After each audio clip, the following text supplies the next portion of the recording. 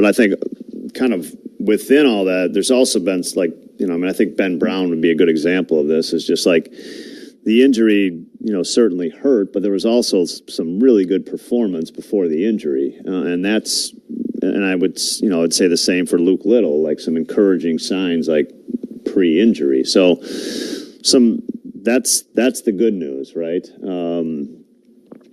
The injuries to guys like, Adbert and Julian that just kind of, you can't do anything about that set them back and really created some holes in the bullpen, or, those are the things that guys you were really counting on, that changed some things early in the season.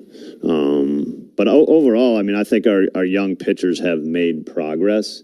I throw Porter Hodge in that category, like some good signs to some young pitchers making progress.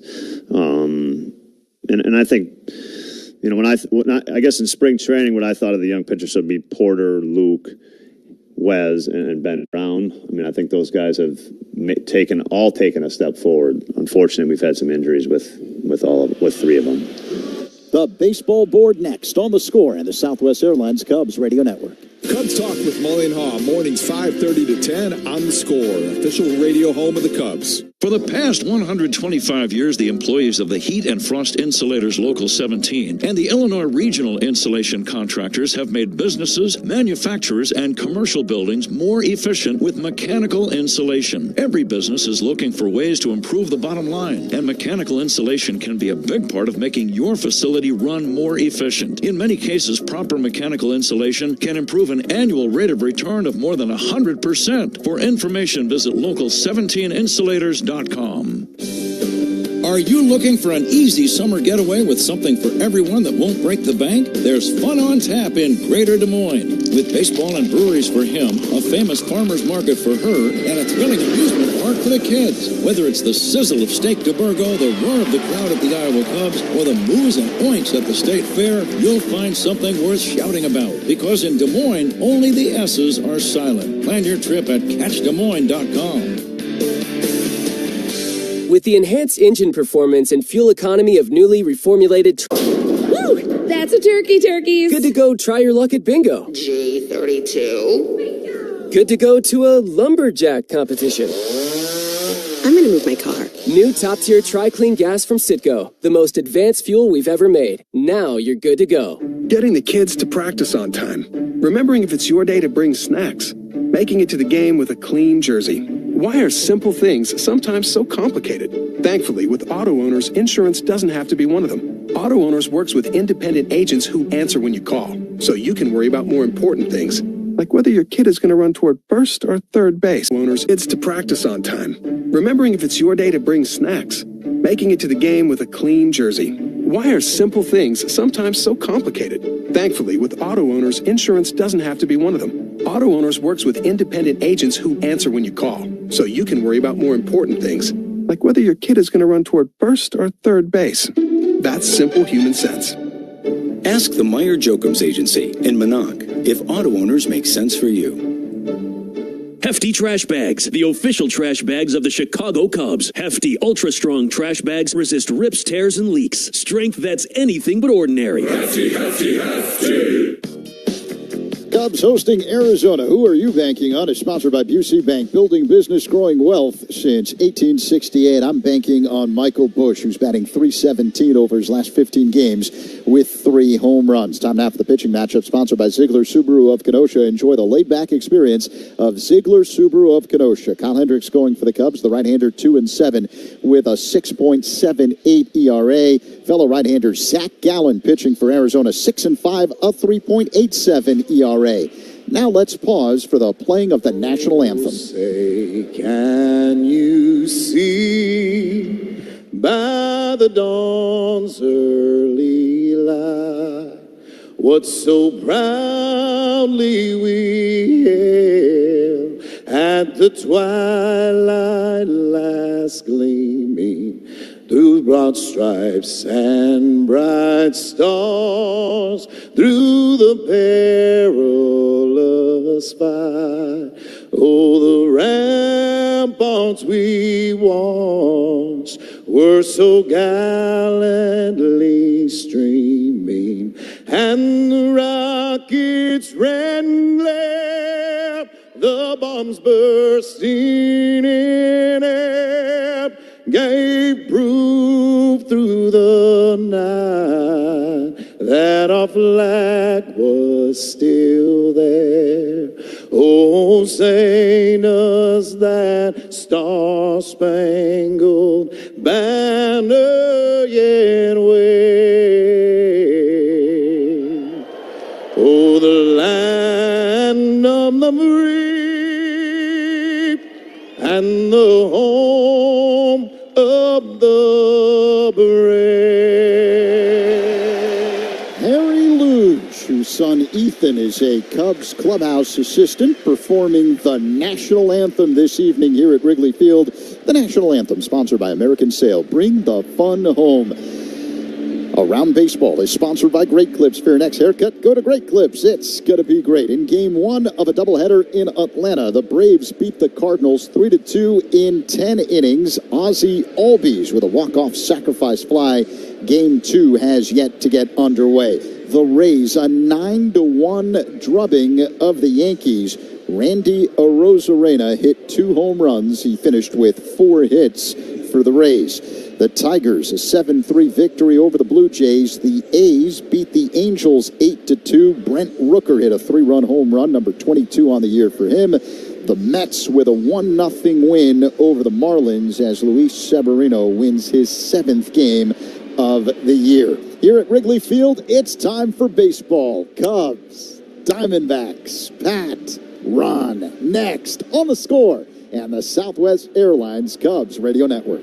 Hey Cubs fans, it's Ian Happ. Listen to every game here on the Chicago Cubs Radio Network. The biggest pro football contests in Vegas are back. Circa Survivor and Circa Million are now up to $16 million in guaranteed prizes. 2 ways to win and no rake. Circa Survivor contest, select one team each week, no point spread, last the longest, win it all with $10 million guaranteed. In Circa Million, make 5 picks against the spread each week for your share of $6 million guaranteed. Quarterly and full season payouts. Enter in Nevada, play from anywhere. Visit circasports.com for details. At UI Health, we're creating a new foundation for expert care. Introducing our new specialty care building, a state-of-the-art clinic space and expansive outpatient. We do not mess up your name. We pride ourselves here on MLB Central. That's right. Right? That's on right. Getting them right. We have a little game for you. Are you ready? Blow or Lau had his first big league hit against Nathan Eovaldi. Wow. No. Oh. Your first knock's Eovaldi? Off the end of the bats. That's a nice one, though. Yeah. What were you thinking right there? Oh, this is your first knock? That doesn't count. Have you ever hit 1,000 for a year?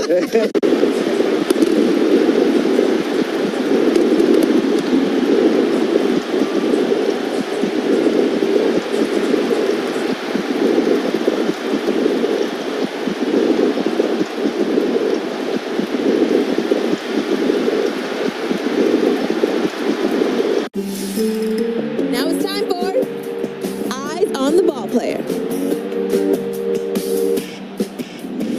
Can you find Salvador Perez in this photo of Royals fans? Salvador Perez just jolted that. That ball was just tattered and battered. He always gets a little louder ovation. Fans want a curtain call here. Incredible man. Salvador Perez, he is sound and strong. No doubt about it. He's on some kind of tear. The fans are loving it here. And there he is.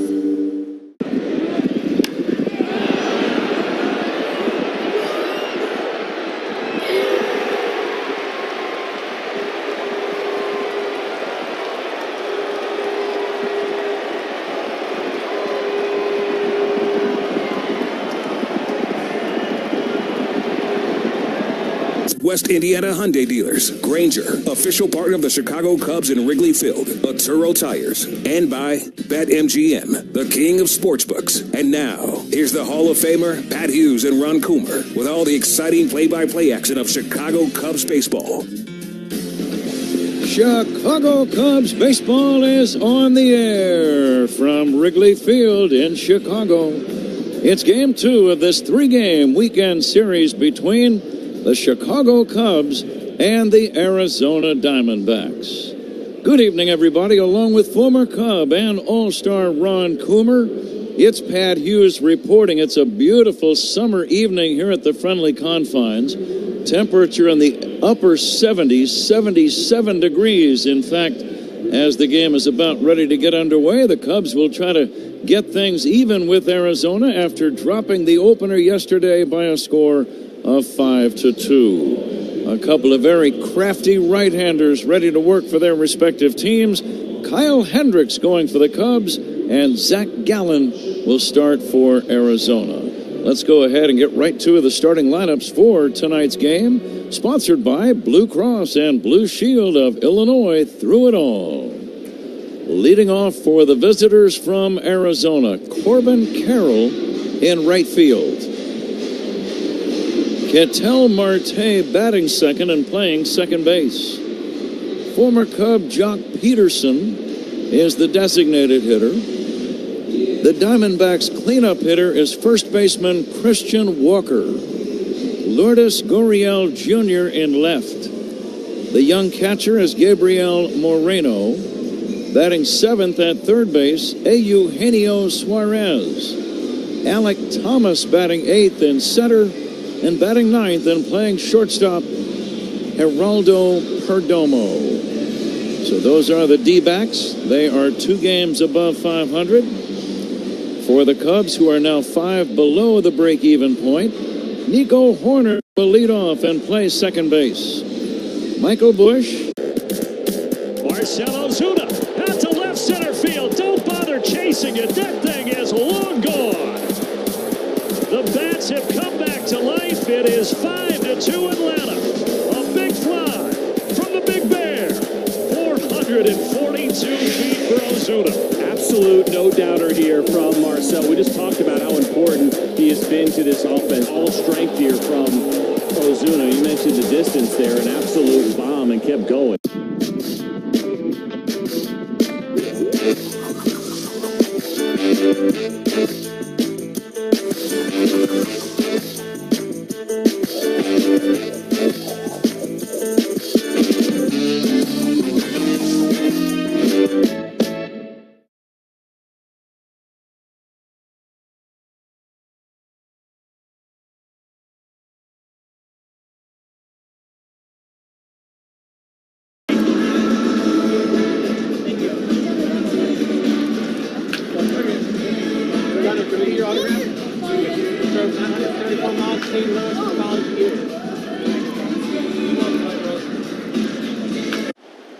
And here's another one I believe went off the scoreboard. If you miss in the middle of the plate with Max Muncy, he's good. Look at that level swing right there. And he's a hitter. But what I love, watch him drop. What he does is he moves his hands and he loads into the back leg. Here you see the knob facing the catcher. Internet that's powerful and reliable. Stream sports from the best seat in the house with Xfinity, because it's only live once. Actual speeds vary and not guaranteed. Many factors affect speed. For factors affecting speed, visit Xfinity.com/network management. My name is Taylor. I'm a deck builder in the Pacific Northwest, and I recommend TimberTech. The low maintenance is a huge selling point. When you install it correctly, it's easily manageable, and it'll...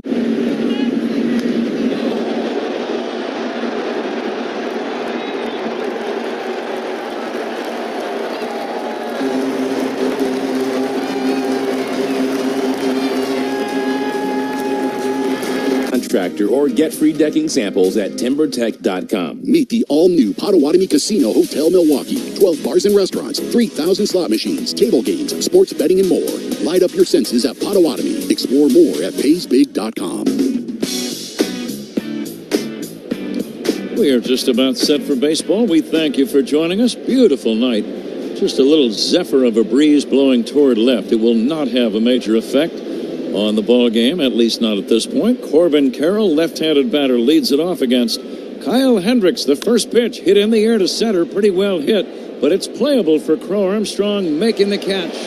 About 2 steps shy of the warning track. That's the way Kyle Hendricks likes to work. Round 1 pitch, 1 away.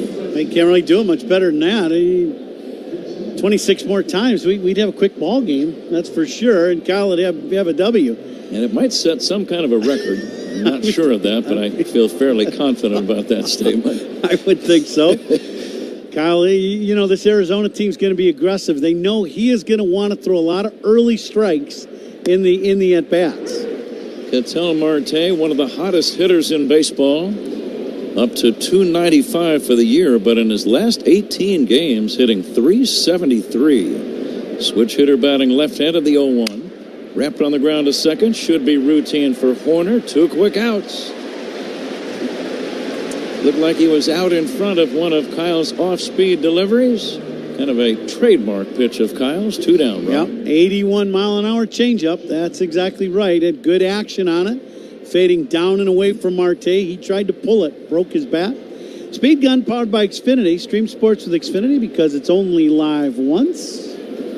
77 degrees. Boy, does it feel good. Most of the field is in the shade. Some sunlight out in right and right center. All of the infield and all of left field is in the shade. First pitch strike to Jock Peterson. He did not play in the series opener yesterday. Hitting .273. Left-handed batter. He's always had some power. He drives it foul off to the left. It's 1-2. Game time temperature sponsored by Four Seasons Heating, Air Conditioning, Plumbing, and Electric. Your trusted local experts. Four Seasons. Hendricks, the tall right-hander, fires, swinging a foul at the plate. Peterson wearing bright yellow shoes, yellow batting gloves. Diamondbacks in their traveling grays, gray shirts and trousers. They have that Sedona red color. Here's a bouncer toward the middle. Gloving it is Horner, running throw to first to get him. 1-2-3 for Kyle Hendricks. After a half, no score. Cubs coming up. This is The Score on the Southwest Airlines Cubs Radio Network. Talking Cubs Monday through Friday with Bernstein and Holmes.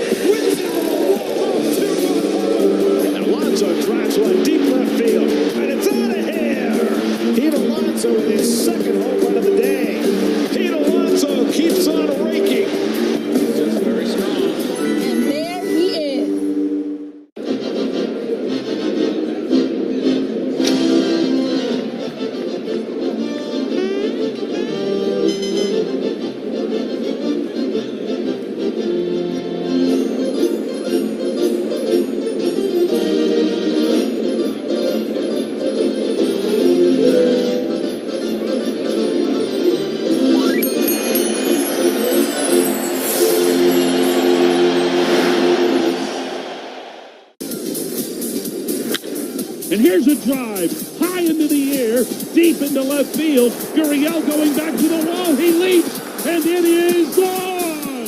A home run for Marcus Semien.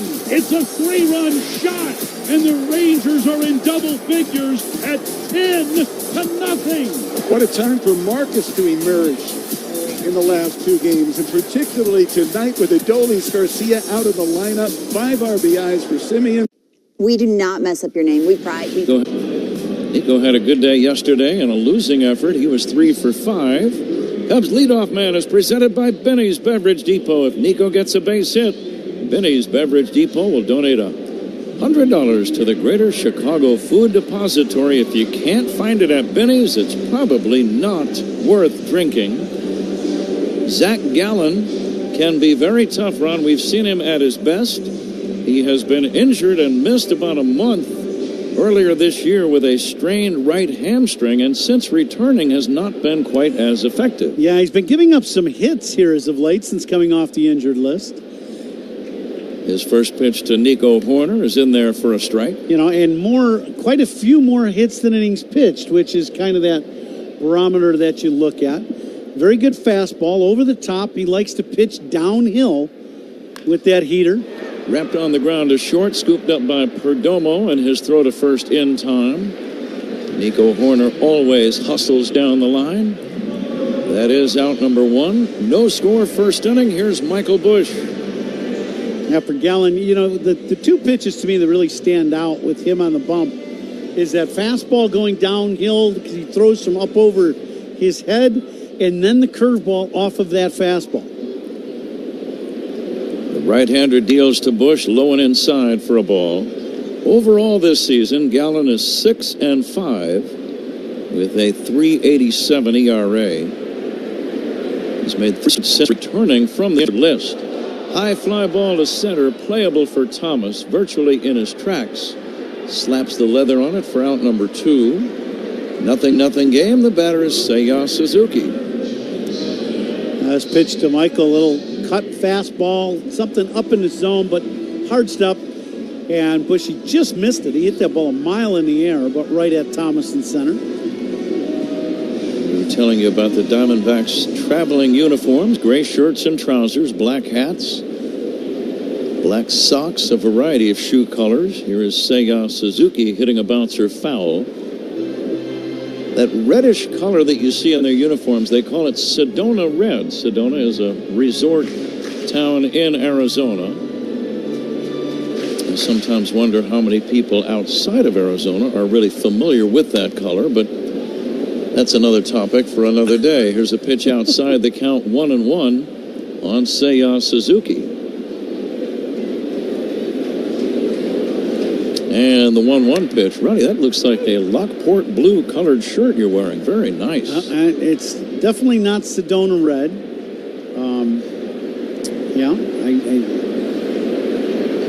It's kind of Cubby, kind of a cross between Cubby blue and navy blue, but you got the memo too. You got the blue shirt on too today. Very good. Lots of Cubby colors up here in our booth. Zach Zaidman working alongside. He's wearing some attractive Schenectady green trousers today. Schenectady green trousers. It's the only New York town I could think of right off the top of my head. The great Paul Zarang is our engineer at the controls.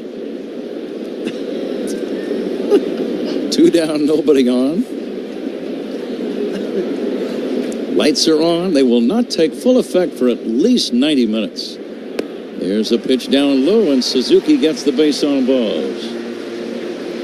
Seiya becomes the first base runner of tonight's game, and it brings up Ian Happ. Seiya swings the first pitch, fastball, and hooked it foul, and then did a very good job of laying off some pitches away and down from Gallen. So good at bat for Seiya. Cubs got their first base runner of the ball game. Cubs in their home whites, the blue pinstripes all over, blue hats and helmets, blue numbers, sleeves and socks. Happ takes a strike. Uniform description sponsored by Benjamin Moore. Transform your clubhouse into a Cubs house with Cubbies blue, Wrigley Field green, or marquee red. Official paint of the Chicago Cubs. Benjamin Moore. Swing and a miss by Happ. Gallen will mix speeds very effectively. In fact, in that regard, Ron, he and Kyle Hendricks are similar. Yeah, and they are. He will go back and forth with speed. There's no doubt. Last pitch, a very good. There's no doubt. Last pitch, a very good changeup he threw to Ian. This pitch just misses down low. Alfonso Marquez. So Marquez calling balls and strikes tonight. Lance Barrett working at first. Mark Ripperger is the second base umpire, and Roberto Ortiz at third. Now the 1-2 instead of toss to first, not in time. The announcement of the umpires, sponsored by Suits 2020 and Niles, the largest selection of wedding outfits for grooms and groomsmen. Suzuki at first, 2 down, being held by Walker. Happ batting left-handed, swings and misses, strike 3 on a changeup. And the Cubs do not score. After 1-0 game, this is the score. Parkins and Spiegel on your ride home. Afternoons 2 to 6.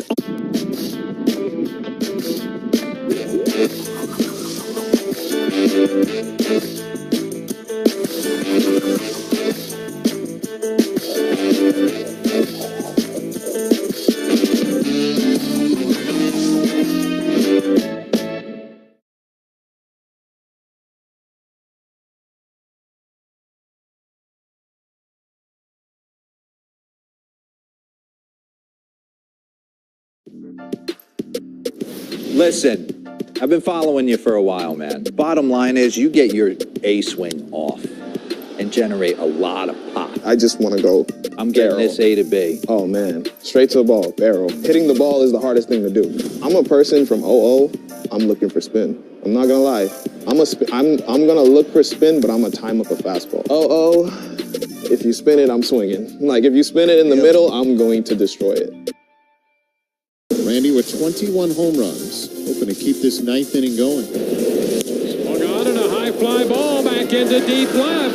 That's got carry, and that baby is gone. Home run off the bat of Randy Arozarena. And the Rays take the lead in the ninth inning. You get the feeling watching it play out. Randy is milking this. He went into the third deck in left field. Yes, up. The third deck. That is a blast.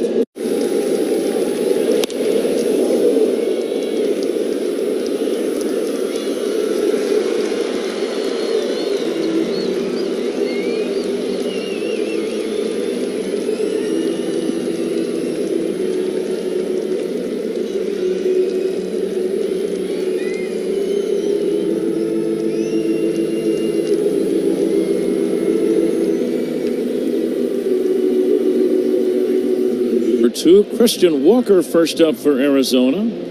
He had a 2-run single in yesterday's game. He's been on an RBI tear, 17 ribbies in his last 16 games. And he is one reason why Arizona has won 11 of their last 16. They've been a hot team. We mentioned yesterday, surprisingly, they are the #1 run-scoring team in the National League. I would have thought, without looking, it would have belonged to either the Dodgers or Atlanta. Agree. Or maybe the Phillies. Yeah, Phillies would have been the other group that you look at and go, maybe them. Here comes the 0-1 from Hendricks to Walker, a swing and a miss. We saw yesterday basically the exact same thing we saw in the 6 games the Cubs played Arizona in September of last year, how they win. They win by putting the ball in play, situational hitting, spraying the ball around the yard, and good base running. And they're very athletic. And on offense, they scored 5 runs yesterday against Steele, and they just sprayed the ball everywhere, found some holes, and didn't do anything spectacular, but, they did a lot of good things. Now, their starting pitching run on the other side of the coin has not been strong. Right. All year. Arizona has actually the 4th worst team starting pitching ERA, 4.76 out of the 30 teams. Good pitch by Kyle in on the hands, bounce to third, a charging Morrell throws to first in time. Right in on the thumbs. Kyle has set down the first 4, 0-0 game, and the batter Lourdes Gurriel Jr. Excellent pitch. Just a 2-seamer that runs inside.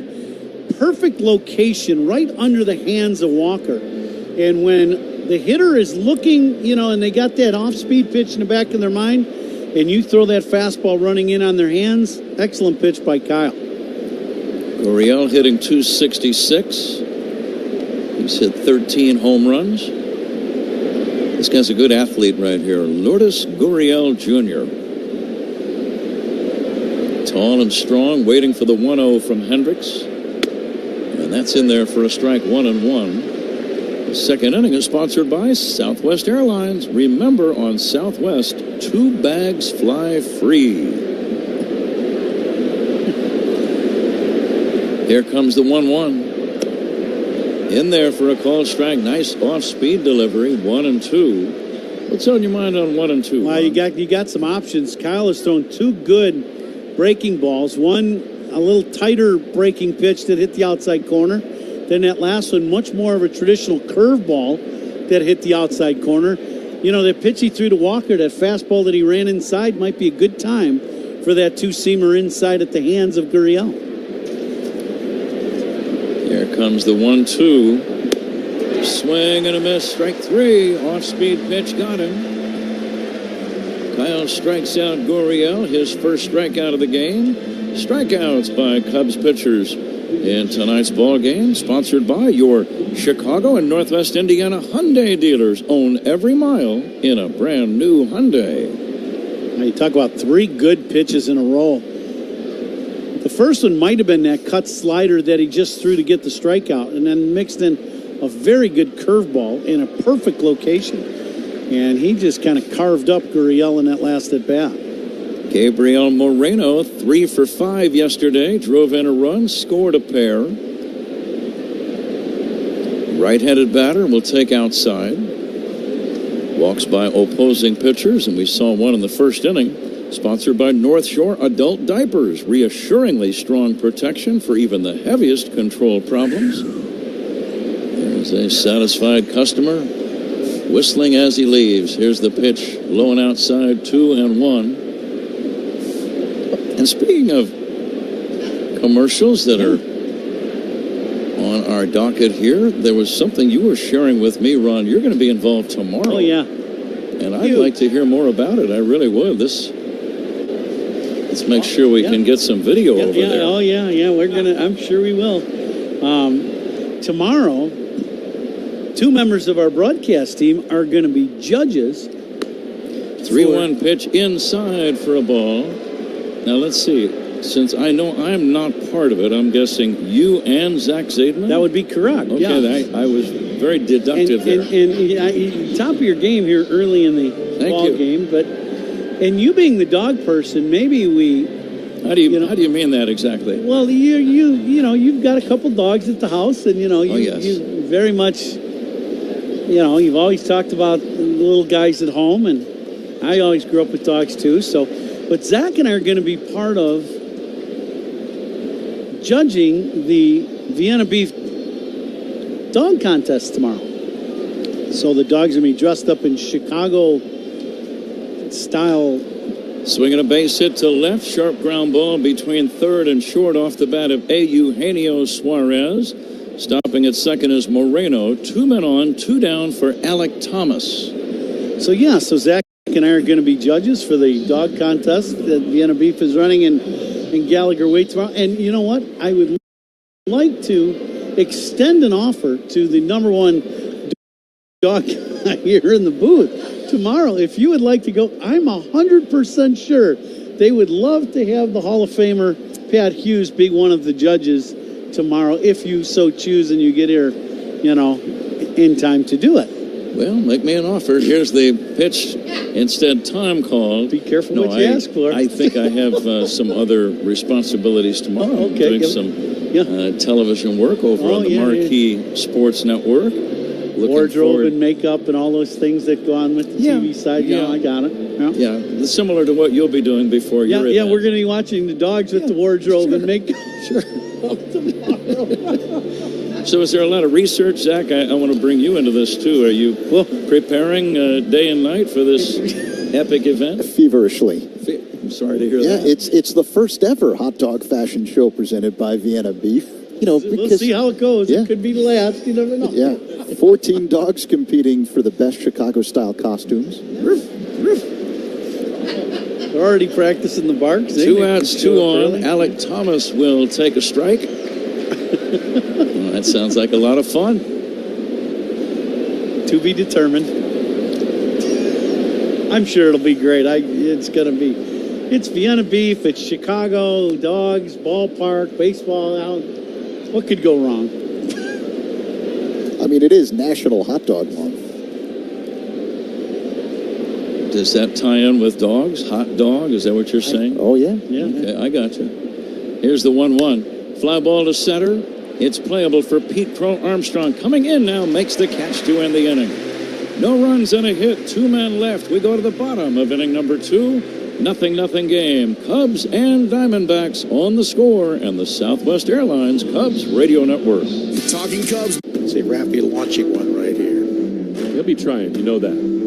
There's a drive, high and deep, center field. Back goes Bader, looking up. Goodbye. Out there on top of the monuments. Raffy with number 28 and another 3-hit game.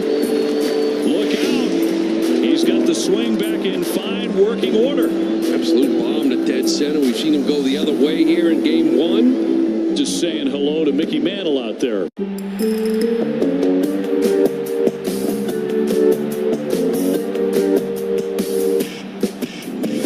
you find Pete Alonso in this sea of Mets fans? And Alonso drives one deep left field, and it's out of here. Pete Alonso with his second home run of the day. Pete Alonso keeps on raking. Just very strong. And there he is.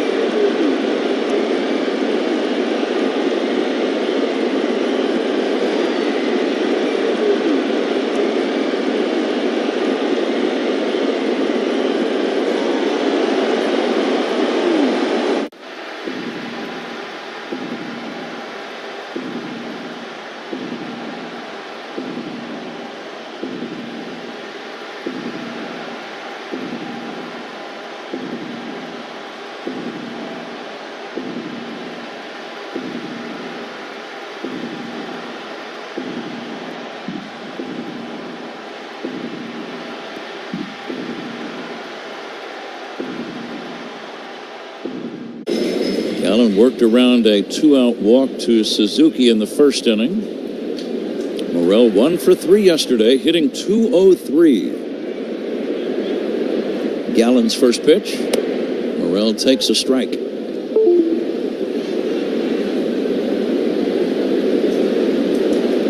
Morel, the team leader with 18 home runs, 51 RBIs, second to Ian Happ's 58. Here's a pop-up foul and back out of play. Day game tomorrow. And that'll wrap up the season series between the two. The Cubs have had a tough time against these guys. Over the last 2 years, the Cubs are 3-8 against Arizona. Arizona played some really good baseball going into the playoffs last year, and the Cubs were up against it with them, and Cubs lost 5 of 6, I believe it was, in September last year. Morel swings at a low breaking ball, and that's out number 1. Gallen gets his second strikeout. Scoreless game, second inning. Mike Tauchman, the batter. Pretty good changeup by Gallen, and he hasn't really thrown many breaking balls today so far. It's been fastball changeup more than the hook, and his scouting report has talked much more about him throwing the breaking ball than the change, but that has not been the case here so far. Now there, as we say, that's the first knuckle curveball he threw. Tauchman, nothing for 2 yesterday. The Chicagoland native takes inside near the hands, 1-1. Scoreless game, beautiful summer night at Wrigley.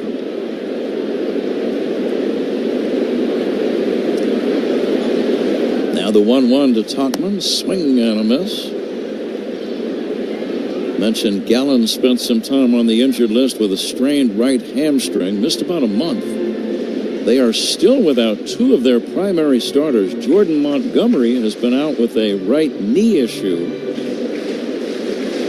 He is due to return sometime in August, as will Merrill Kelly, out with a right shoulder issue. So when you start losing 2 of your top 3 starters, or 3 of your top 4, including Gallen there for a while, that makes it tough. Here comes the 2-2. A little bouncer foul.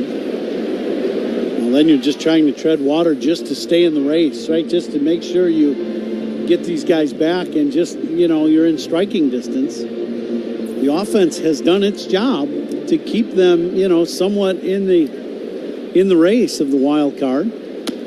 There's a high chopper. That's going to be foul behind the plate. And we'll do it again at 2-2. Cubs baseball brought to you in part by Granger. The Cubs count on Granger to help Keep beautiful Wrigley Field running. To get the products you need, call clickgranger.com or stop by Granger, official partner of the Chicago Cubs and Wrigley Field. Tauchman takes just inside, 3-2. Kind of a typical at-bat for Tauchman. He really makes the pitcher work harder than he wants to. It's good to have guys like that in your lineup. The payoff pitch. Bounce to the right side, fielded by Marte on the edge of the outfield grass. Short throw to first in time. 0-0 game. 2 down, bottom of the second, and the batter, Dansby Swanson. Now, Michael just does such a good job of pitch recognition and not chasing balls out of the zone. That is a great, great skill to have as a hitter, to be able to recognize the pitch. And, you know, with that and understanding of what he's doing, he just does not chase a lot of balls out of the zone. Swanson 1 for 4 yesterday. Cubs could use a hot stretch from Dansby here in the next several weeks. His average at 213. Came into the year hitting 251 lifetime. He's a worker, though. He'll keep grinding away. Here comes the 2-0. Swanson takes down low, 3-0. And he does not seem, Ron, to take his offensive problems out to shortstop with him. Still gives you great defense day in and day out. I would agree to that. He has had a very good year defensively. There's a strike, 3-1. Gallen just staying away from him, whether it be a little cutter or fastball. He's tried to paint the outside corner against Swanson the entire at-bat. And now the 3-1 to Dansby. And that's going to be inside for ball 4. It's a 2-out walk. Miguel Amaya batting. Swanson occasionally tries to steal a bag. We might be going here. We'll see. Double plays tonight, turned by the Cubs, are sponsored by Nissan. They make cars that thrill. Experience the thrill for yourself today at Nissan. Former Cub Bill Madlock is in the house tonight. He's going to sing "Take Me Out to the Ball Game." Miguel Amaya takes a strike. Why not? There's a guy that can hit. Oh, my. 4-time batting champion Bill Madlock. 2 with the Cubs and 2 titles with the Pittsburgh Pirates. Seemed like every time you looked up, he was hitting 312, 318, 322. He could hang out a line drive here in Wrigley Field with the best of anybody that has ever put on a Cubs uniform. Here's the smash off the leg of Gallen. The ball goes into foul territory. It's a base hit. Is Gallen okay? Yes, he never fell over. A smash up the middle. Hit Gallen in the leg. The ball caromed high in the air and fell in foul territory near the third base bag. It is an infield hit for Amaya. Immediately, the trainer for Arizona, along with Torey Lovello, the manager, out to see about Zach Gallen. He does not appear to be shaken up badly. This ball hits him, but it does not hit him in the shoe. I thought the way it sounded that it hit him in the spike, but I believe it hits him right above his shoe in the ankle. We have not had a great view of it yet here on the big screen here at Wrigley Field or in our monitor, but he does seem to be okay. Yeah, almost just missed his ankle bone, obviously. That in that area where it hits you in the Achilles or that ankle bone, that could be a problem. He's going to take 2 or 3 pitches here to make sure he's all right. It is a base hit for Amaya. Cubs get their first hit of the game. No score. We're in the second now with 2 men on. Pete Crow Armstrong due up. Do you have any theories, Ron, after a guy was briefly shaken up right before your at-bat, the way you might approach the at-bat? It all depending on the guy, too. Sometimes, if you had one of those, a guy that would get a little upset, you think he was going to come in and try to throw his very best fastball. There are some guys, like in this situation, I don't think this is going to affect Gallen at all. I think he got clipped with that pit, with the ball hit, and he's just going to go about his business. Swanson, the runner at second base. Amaya at first. Pete Crow Armstrong hitting 199. The pitch to Pete. Swing and a miss. Off-speed pitch. And that ball ended up outside and low, but it came in looking pretty good to Pete. Had the multi-homer game last Sunday in St. Louis. The next pitch, swing and a miss. Another changeup, and it's 0-2. Got with that walk to Swanson. Boxed by opposing pitcher, sponsored by North Shore Adult Diapers. Reassuringly strong protection for even the heaviest control problem. Visit NorthShore.com. Now Gallen glancing back at the runner. The pitch. Swinging a foul back by Crow Armstrong. Pete in this at-bat has seen all off-speed pitches in this AB. See if he just kind of shortens up and tries to use the other side of the field. Just sit on something and try to hit that line drive over the shortstop's head is the perfect spot to aim. Gurriel not very deep in left field at the moment. And the 0-2 from Gallen.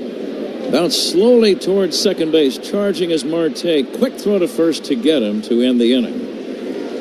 Cubs don't score, they leave a pair. It's on to inning number 3. 0-0 game. Cubs and Diamondbacks on the score, and the Southwest Airlines Cubs radio.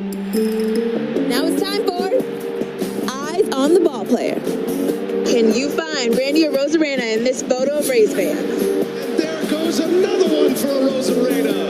Making a hard game look easy right now. That young man, he's driving the bus. Has some thunder in his back. He's got another, and the all-time record for home runs in a single postseason. And there he is.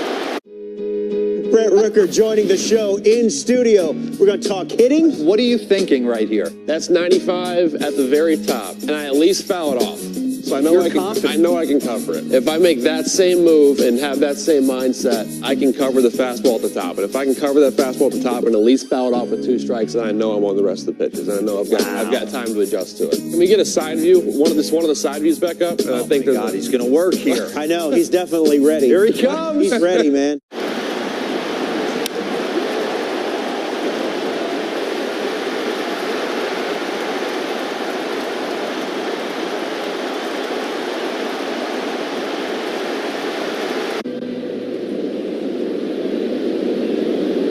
Geraldo Perdomo will lead off the third against Kyle Hendricks. First pitch in there for a called strike, 0-1. Hendricks coming off a great outing in St. Louis. That would have been last Thursday night, 9 evenings ago, right before the All-Star break.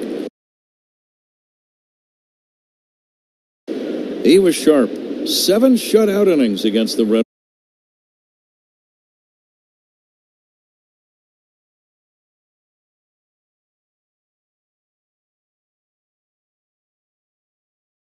Here's the 0-2 now to Geraldo Perdomo.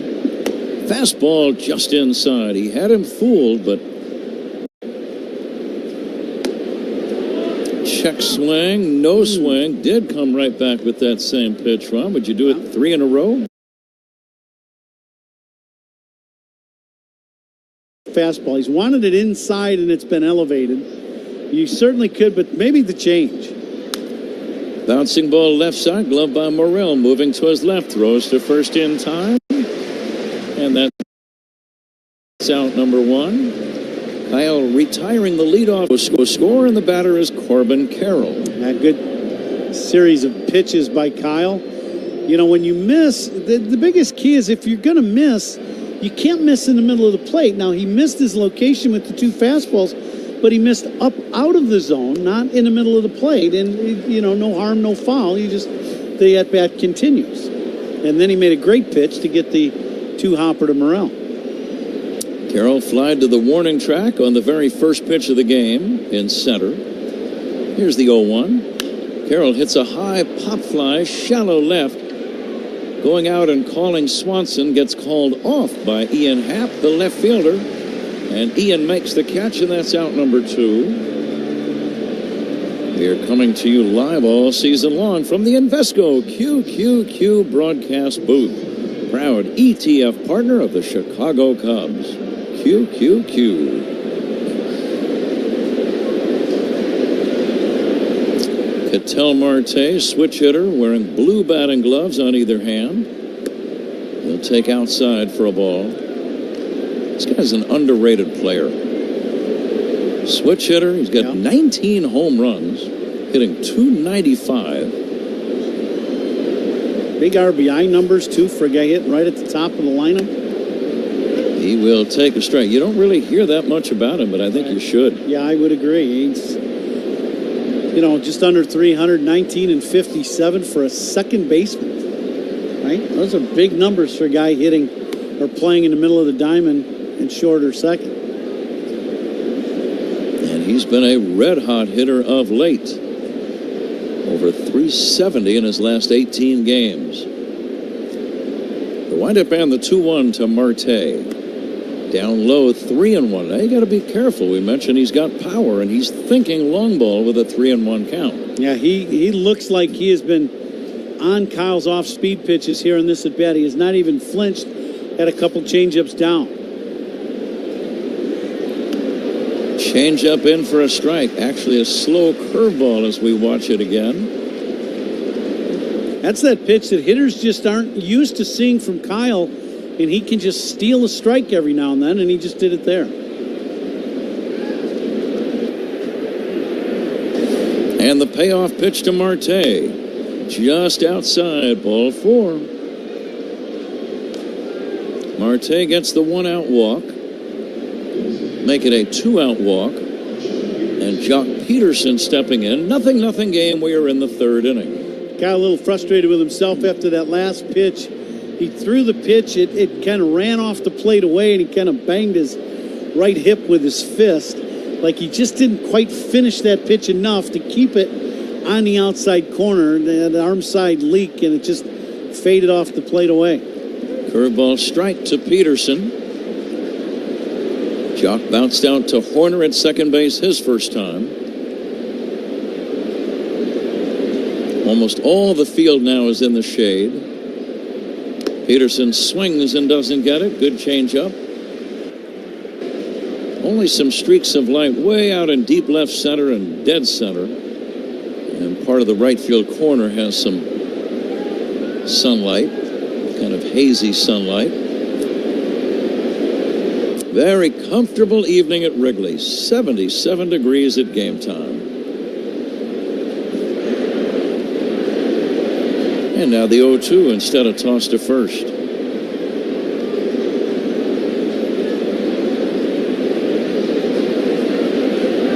Hendricks in his career making his 13th start against Arizona, a team against whom he is 5-3 lifetime. A little dribbler toward third. It's going to roll foul. Cubs would not have had a play on anybody had it stayed fair.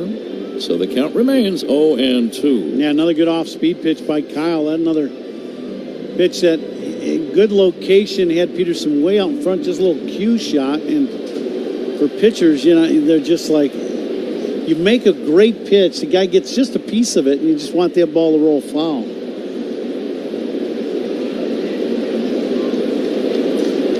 Two down, a man at first. The left-handed batting Peterson waits and takes down low, and the count now 1-2. Wind blowing, but not very hard. We heard earlier today it was going to blow a little harder than it is, but just kind of lightly blowing out towards left. The ball in batting practice was really carrying here at Wrigley. Line to right, coming in. Suzuki goes back now and makes the catch. Seiya came in, slightly misjudged the ball, and then had to jam on the brakes and move backward and reach up and make a tough catch. Good play, hard hit ball, inning over. No runs for the Diamondbacks. We go to the bottom of the... Not completing high school is more of a social thing than it was an academic thing. Even though all these years have passed, I still had that longing to have my diploma. At age 30, Carissa finished her high school diploma. If you're even considering getting your high school diploma, you can do it. No one gets a diploma alone. If you're thinking of finishing your high school diploma, you have help. Find free adult education classes near you at finishyourdiploma.org. That's finishyourdiploma.org. Brought to you by the Dollar General Literacy Foundation and the Ad Council. Not completing high school is more of a social thing than it was an academic thing. Even though all these years have passed, I still had that longing to have my diploma. At age 30, Carissa finished her high school diploma. If you're even considering getting your high school diploma, you can do it. No one gets a diploma alone. If you're thinking of finishing your high school diploma, you have help. Find free adult education classes near you at finishyourdiploma.org. That's finishyourdiploma.org. Brought to you by the Dollar General Literacy Foundation and the Ad Council.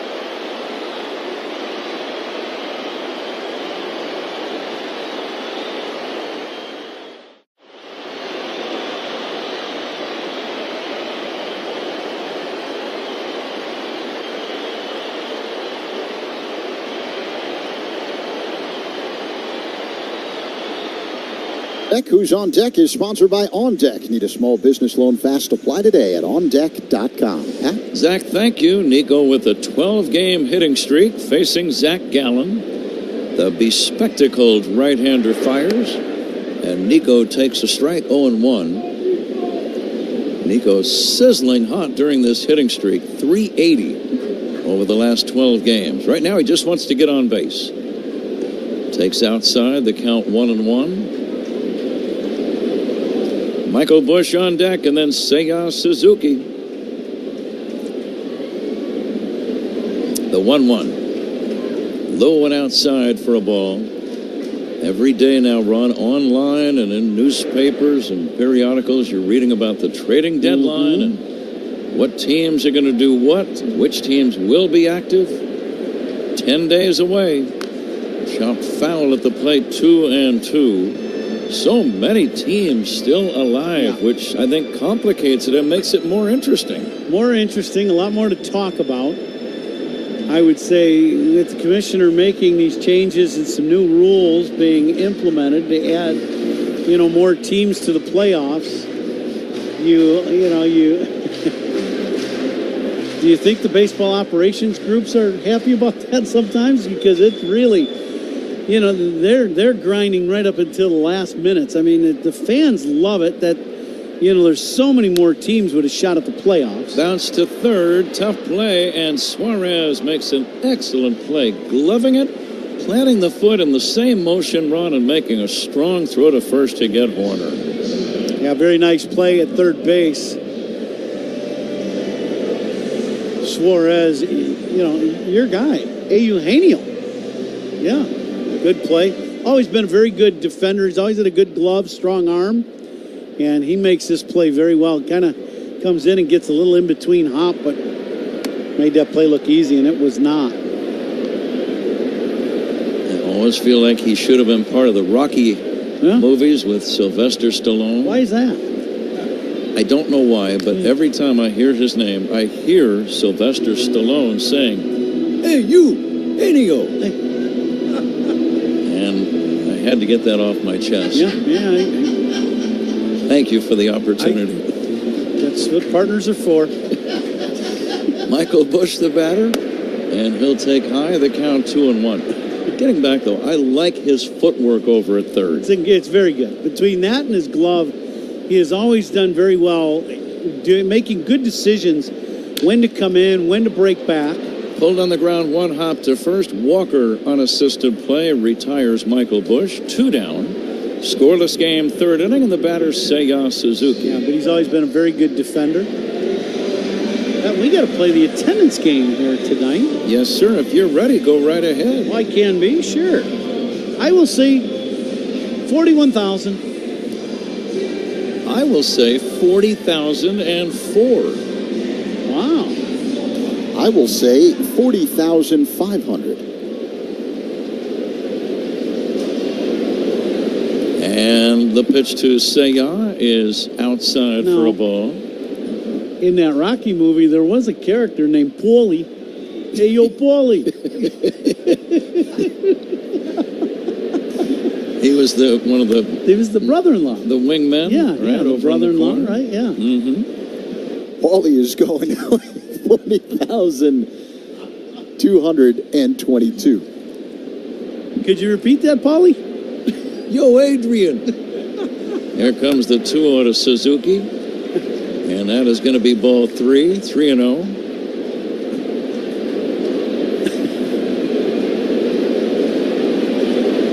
Let's see if Seiya has the green light. He might. 3-0, taking ball 4. 2 out walks. Suzuki has walked twice. 0-0 game, and here is Ian Happ. Cubs baseball brought to you in part by Stella Blue Coffee. Delicious. A big thank you to Stella Blue and Barstool Big Cat for being the official coffee sponsors of Cubs Radio. They provide us with some great coffees right here in our booth. Big Cat Blend, Electric Avenue, and Positive Vibes. Happ drives one foul off to the left out of play. Great taste, lots of blends. You can now buy Stella Blue Coffee at Mariano's, JUL, Pick and Save, Metro Market, or order online at StellaBlue.com, StellaBlueCoffee.com, or at Amazon Prime. Toss to first, scrambling back in is Suzuki. No score, third inning.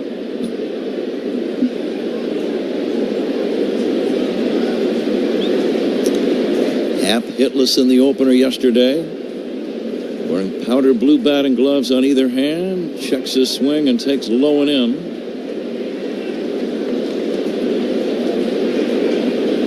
There's been a couple close swings. Both of them have been called no swing by Ortiz, third base umpire. Little Ortiz. Zach Gallen, the right-hander, ready and fires. Swing and a miss by Happ. Change of pace, now 1-2. Well, you were talking about Gallen right at the beginning of the show about him getting banged around a little bit and being hit a little here since he's come off the injured list with that hamstring. And now, as I looked at the scouting report and some of that today, you know, he's usually fastball, knuckle, curveball. Suzuki running as Happ fouls it away. We'll do it again, Ron. But today now, a little change in his approach. It's fastball, still good fastball over the top, pretty straight, but then it's a lot more change-ups than the knuckle curve today. Prior to this game, in his last 3 starts, he had allowed 13 earned runs in 13 innings. Now the 1-2. There goes Suzuki. Happ takes low. The throw to second base. Not in time. Stolen base for Suzuki.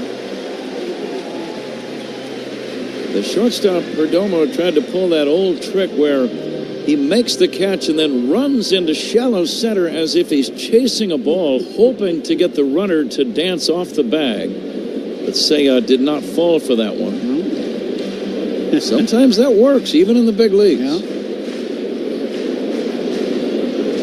Now a man at second. Happ pulls it foul. Stolen base for Suzuki. Stolen bases by Cubs ball players. Those are brought to you by Arturo Tire. Arturo will make a donation to keeping families covered for every Cubs stolen base this season. Arturo, Atturo.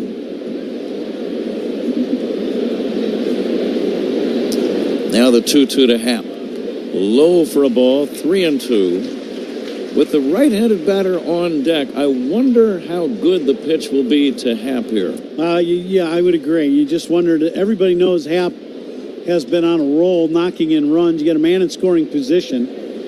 I would be surprised if he gets a good fastball to hit here on 3-2. The payoff, it's down low off speed, and it missed for ball 4. That's a pretty good take by Ian Happ. You know he would like to drive in the run there, Ron, but the discipline allowed him to lay off the bad ball. Well, Ian took a shot. The very first pitch of the at-bat was a good fastball. Started out right in the middle of the plate and just ran off the middle to the outer third. Ian put a good swing on it, and then once Suzuki stole second base, you know, that was going to be kind of the end of Ian getting a good another good fastball to hit. Now 2 men on for Christopher Morel. He takes outside, ball 1. Christopher struck out his first time. That was almost a wild pitch, to the point where Moreno, the catcher, says, hold the phone. Let's have a little discussion and settle things down. Yeah, that looked like Gallen. That was one of the few pitches that he really tried to overthrow in a game so far. He got the first 2 men relatively quickly, Horner and Bush, on infield groundouts. But then Suzuki and Happ have both worked their way for bases on balls.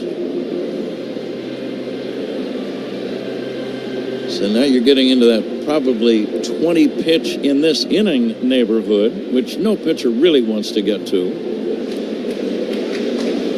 And Morel with a chance to put the Cubs on the board. Well, I'd love to see Christopher really dial into right center.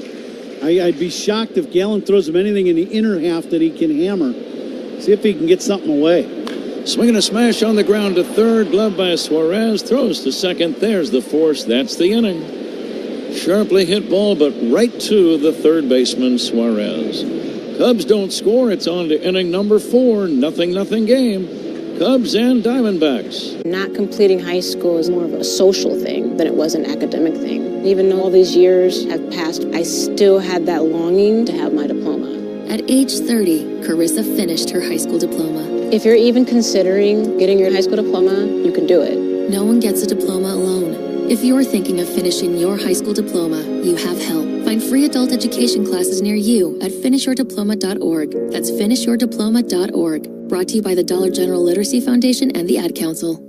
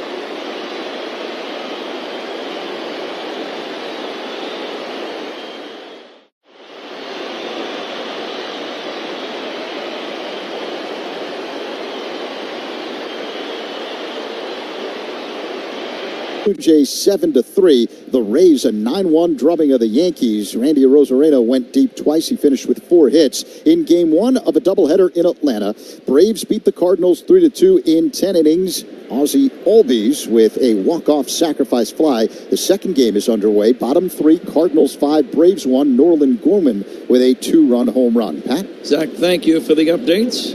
Here at Wrigley, pitchers have dominated the first 3 innings. Kyle Hendricks and Zach Gallen. It's a 0-0 game. Christian Walker first up takes a strike. Gurriel and Moreno to follow.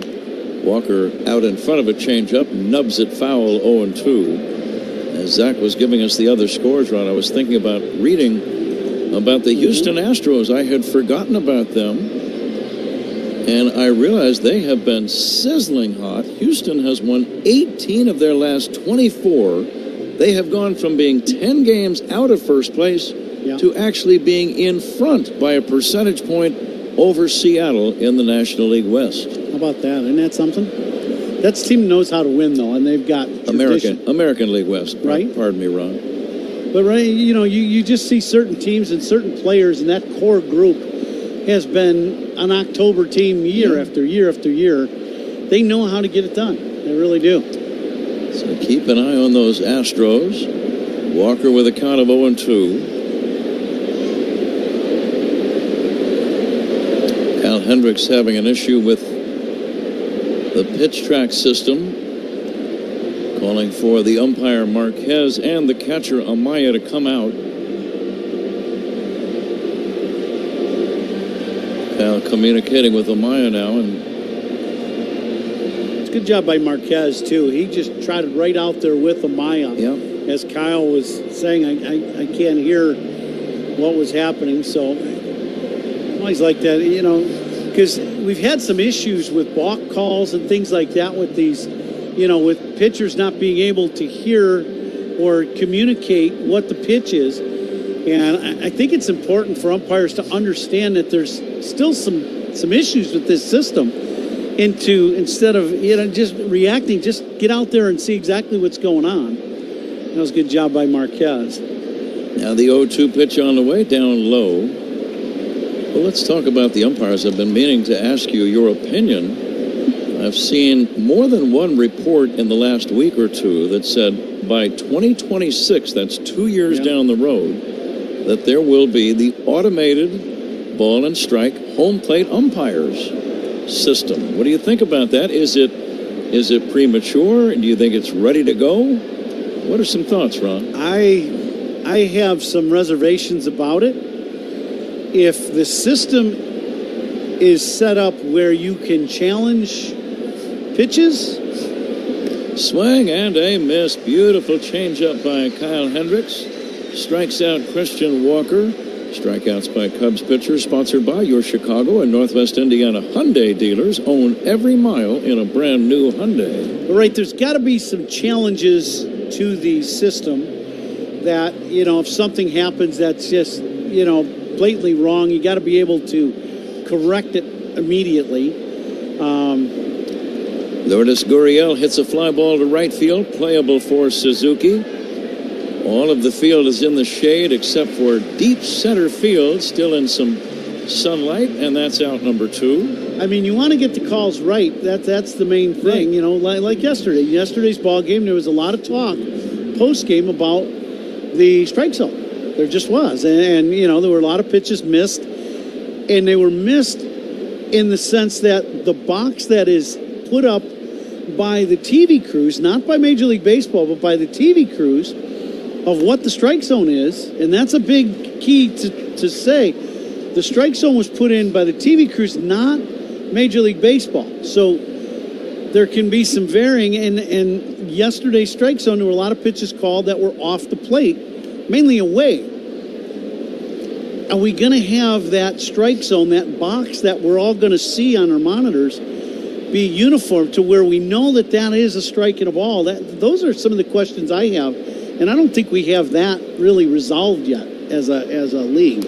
Moreno takes a strike 1 and 2. There would certainly need to be some standardization across the board for every single game all the time. Because right now it seems to me that, if a guy's 6'7" and a guy's 5'7", the strike zone's not the same. Smacked on the ground to third, glove by Morrell, the toss across, he gets him. 1, 2, 3 for Kyle Hendricks. We'll continue this run when we come back. We go to the bottom of the fourth inning. 0-0 game. Cubs and Dbacks on the score in the Southwest.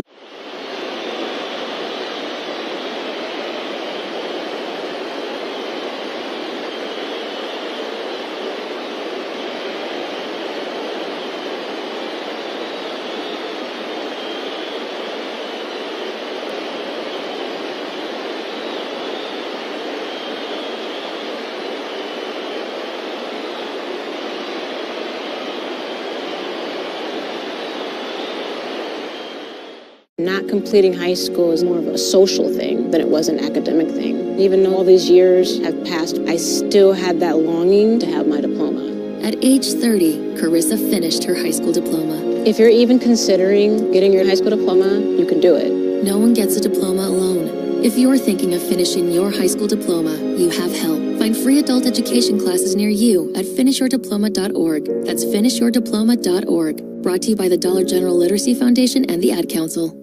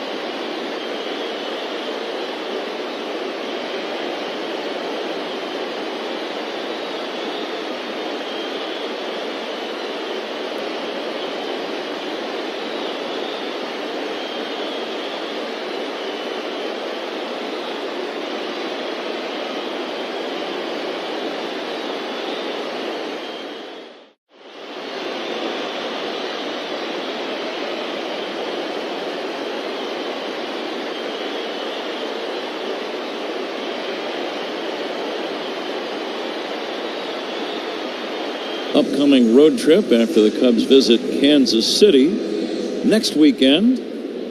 First things first. No score in this game, bottom of the fourth. Zach Gallen to Mike Tauchman. Line drive foul down the left field line. Just a click too late on that swing. He got that high fastball up and in and just put a really good swing on it. Ball just fouled by about a foot down that left field line. Fourth inning sponsored by Wintrust, exclusive home of Cubs checking. Tauchman bounced out to second his first time up. He'll take down low for a ball. And Michael's the DH tonight. Designated hitters for the Cubs, sponsored by Fireplace and Chimney Authority. Visit online or go to their stores in Elmhurst or Lisle showrooms. Drive toward right, going back is Carroll with room, makes the catch. And that's going to be out number one. One away, fourth inning. 0-0 game. Here's Dansby Swanson. Well, Dansby walked in his first at-bat. They really pitched him away in that first AB. Let's see if they do the same thing. See if Dansby tries to use the middle of the diamond or right center field in this at-bat. Gallen at 62 pitches. Fires a strike to Swanson.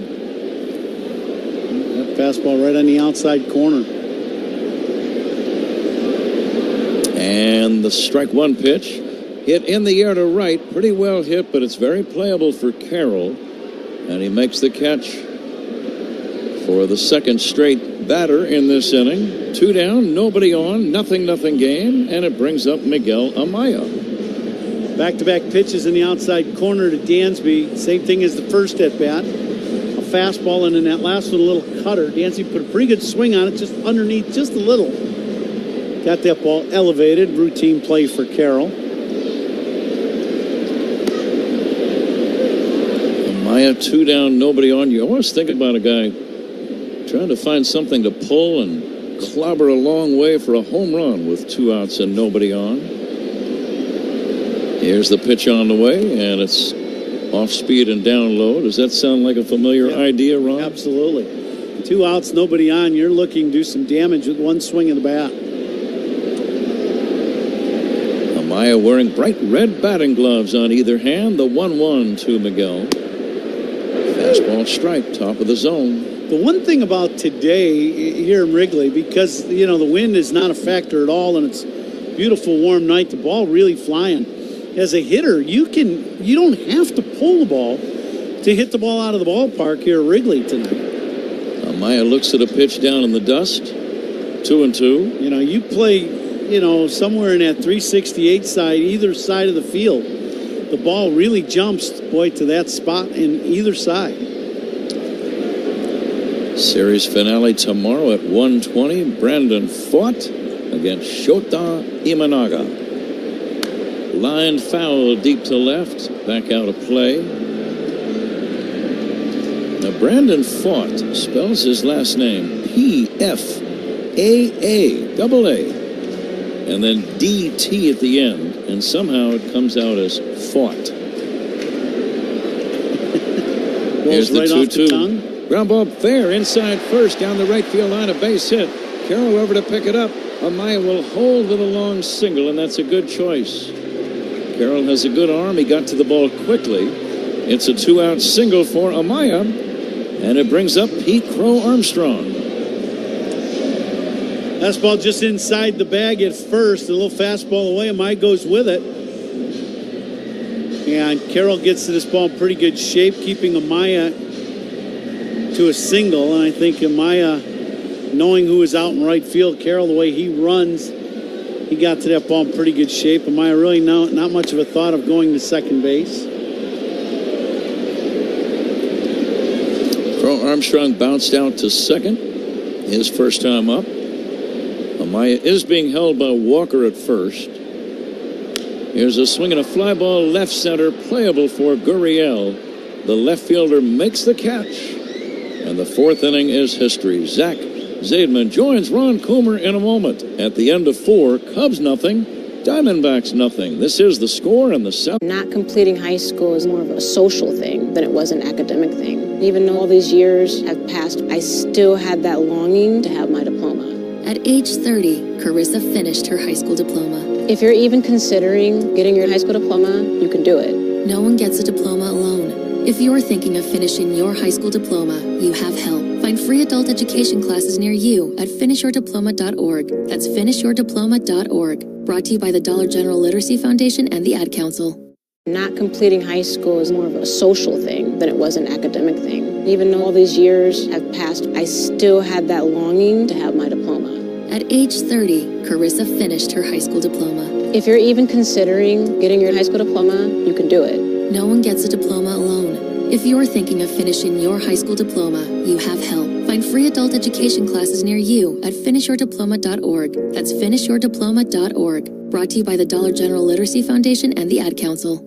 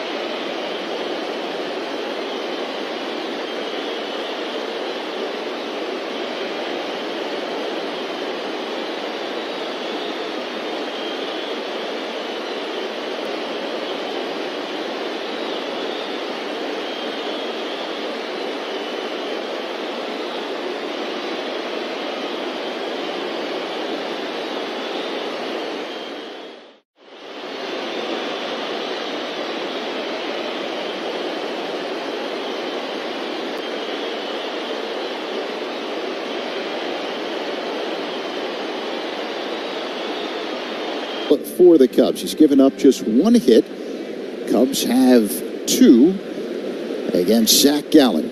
Eugenio Suarez steps to the box to lead off the 5th for the Diamondbacks. Hendricks works his motion. First pitch on the way. A called strike on the outside corner. A sinking fastball clocked at 86 miles per hour. 0-1 the count. Suarez has the only hit for the Diamondbacks, a single in the second. The next pitch is low and outside, 1-1, as Hendricks missed with a breaking ball. We're coming to you live all season long from the Invesco QQQ broadcast booth, proud ETF partner of the Chicago Cubs. The pitch is dribbled foul off to the right, 1-2. Just a gorgeous evening here at the friendly confines. Temperature right around 80 degrees at first pitch. A few harmless clouds in the sky. A light wind, as Pat would say, just a zephyr of a breeze blowing from right to left. Pitch in the dirt, 2-2 now the count on Suarez.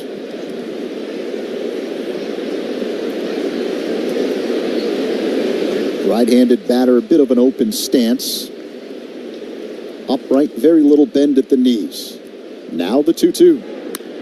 Ground ball hit to short, roaming to his left. Swanson fields it, throws to first, 1 away. Now, nice pitch by Kyle. Once again, that's, good back and forth of speeds to Suarez. And that last pitch, little two-seamer. Fastball starts out away. Just comes back to the outer third and then dives down right at the end. And Suarez just rolls over the top of it for a little routine ground ball to Swanson. Alec Thomas at the plate. Hendricks steals. Outside, ball 1, missed with a curve. The first out sponsored by Xfinity. Stream sports with Xfinity because it's only live once. Scoreless game, Cubs and Diamondbacks with 1 away here in the top of the 5th. A 1-0 delivery. Thomas swings and hits one in the air. Deep left field. Happ going back. He leaps and it's in the basket for a home run. Alec Thomas goes deep the other way. And the Diamondbacks strike first, a 1-0 lead over the Cubs here in the 5th. And you look over by the Diamondbacks behind their dugout, and you see the Mount Carmel Caravan fans all up and standing and clapping for Thomas. He hits a line drive bullet to left. This is a pitch up and out over the plate. Didn't try to pull it. And just a line drive. And as we said, the ball's going to carry in the gap in a straight left and straight right. And that one drops in the basket for the first run of the ballgame. A 363-foot drive to left field. The opposite way for Thomas. 1-0 Diamondbacks. Geraldo Perdomo at the plate. And he looks at a ball low. Another curve that misses from Hendricks. So the count now 2-0. 1-0 Arizona with 1 away. Top 5. The next pitch by Hendricks is tapped foul at the plate by Perdomo. 2-1. That one got a piece of Amaya. I'm trying to give him a little time to regroup here a little bit. That was a direct hit on the foul tip. So the home plate umpire, the crew chief, Alfonso Marquez, calls time and asks the ball boy in the Cubs dugout to give him few extra baseballs. Just a means of allowing Amaya to regroup. And Perdomo does a classy thing. He steps out of the box and calls time. Takes a couple of practice swings. Now he digs in. Switch hitter batting from the left side against the right-hander Hendricks. 2-1 the count. The pitch. Perdomo looks at a ball low. A change that missed. 3-1.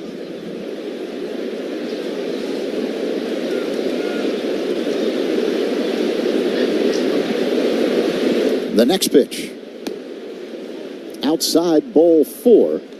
So Perdomo draws the walk, and that'll bring up Corbin Carroll, the Diamondbacks leadoff man. That last pitch from Kyle just missed the outside corner, and that's a couple of pitches in a row now that he's lost to that arm side. That ball just kind of leaking off the plate or up, and it'll bring out Tommy Hotovy to talk to him. This has got to be something about mechanics, I would assume. The home run that Kyle gave up to Thomas was two-seamer that started out in the middle of the plate and just kind of floated across the strike zone, but it was up. It wasn't down, didn't have any sink to it or bite to it. And I think that's just one of those things where you just didn't finish your pitches. I think Kyle's still in good shape pitch-wise. He's at 67 pitches in the game.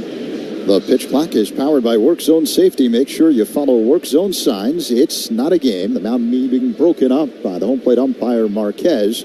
And we are ready to resume baseball. A man at first, one away, top 5. Corbin Carroll at the plate for Arizona. It's a 1-0 lead for the Diamondbacks. The pitch is in there for a strike, a changeup. 0-1 the count. Been a little different season for Carroll this season. He's only hitting .210. He, got off in his rookie year to a bang. Boy, he had a heck of a year. This year it's been a little bit of a struggle with the bat in his hand. 5 home runs, 33 driven in, but only hitting .210. Yeah, Carroll 0 for 2 tonight. Have you noticed anything different about him at the plate? Well, I just think the league, once you get to see a guy for a while, the league's made an adjustment on him.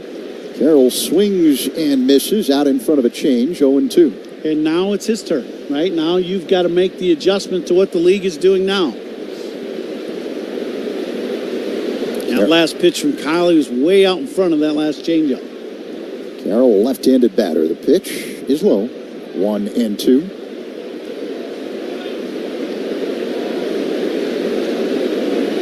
Dave McKay, the first base coach for Arizona, having a brief conversation with the runner at first, Perdomo. He has 1 stolen base this year, but he extends his lead off the bag. The pitch. Carroll swings and hits one high in the air, deep right center field. This is going to go. It's gone. A 2-run home run for Corbin Carroll.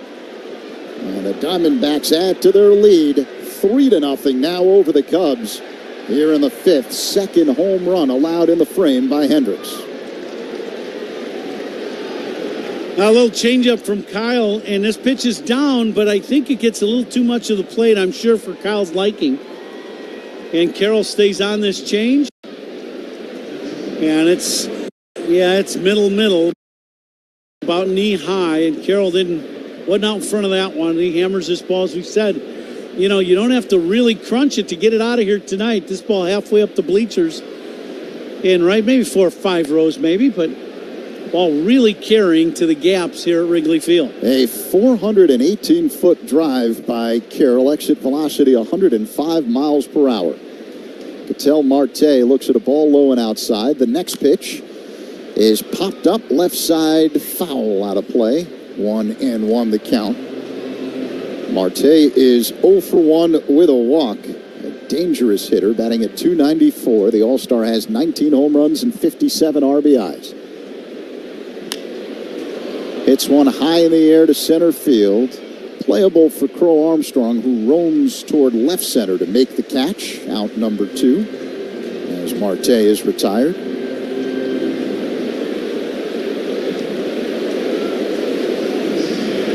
Last pitch from Kyle. This is another changeup, but this one's up also. Up and out over the plate.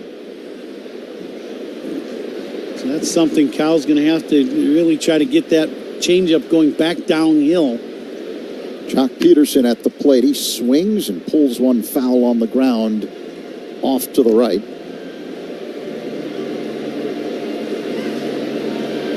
Peterson, the former Cub, 0 for 2. Ground out to second and then flat out to right. Seiya Suzuki had to make a leaping catch after initially misjudging the ball. 0-1 the count with Peterson at the plate. Strong left-handed batter. The right-hander Hendricks works his motion, and the pitch is inside. 1-1. It's game 2 of a 3-game weekend set between the Cubs and Diamondbacks. Arizona took the opener yesterday. Hendricks peers in, gets the sign from Amaya, and deals. Inside again to Peterson, 2-1. That's the best fastball Kyle's thrown all night. That's 90 miles an hour. That's a frustrated guy on the mound after giving up a couple home runs this inning, and he cut that one loose. The 2-1 delivery. And that one's behind Peterson. It sails all the way to the backstop. Fastball, it missed. 3-1. And that one was right down at his feet.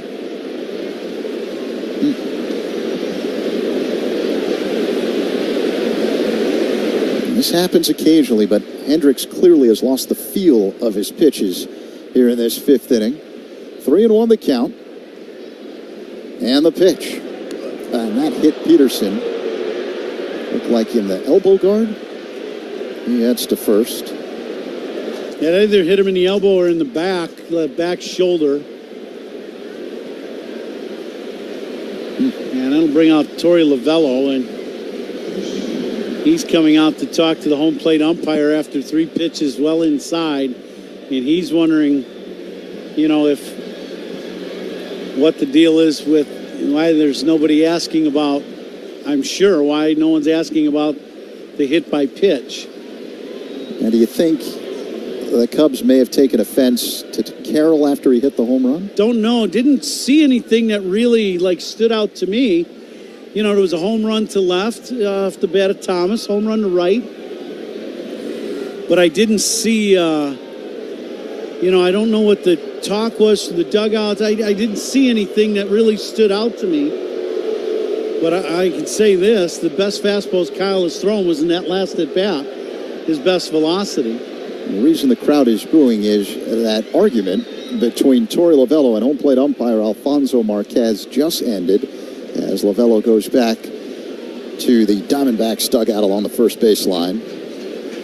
2 away, 3-0 Arizona with the lead here in the top half of the fifth inning.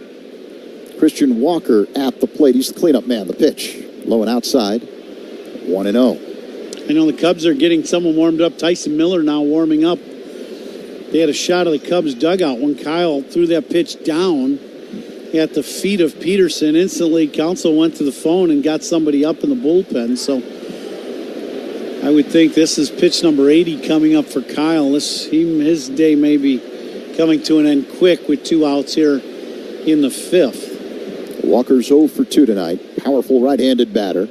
Hendricks sets at the belt, kicks and fires. A swing and a miss. And a sinking fastball, 1-1 the count.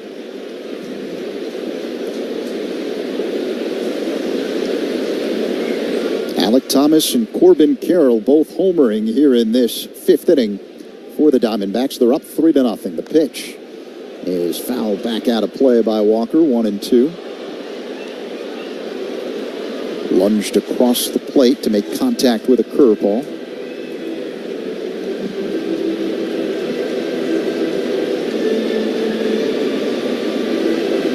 Time call by Walker. Adjusts his white batting gloves and his batting helmet. Takes a deep breath. Taps home plate and digs in. Hendricks is ready. He sets at the belt and deals. Low and outside, 2-2.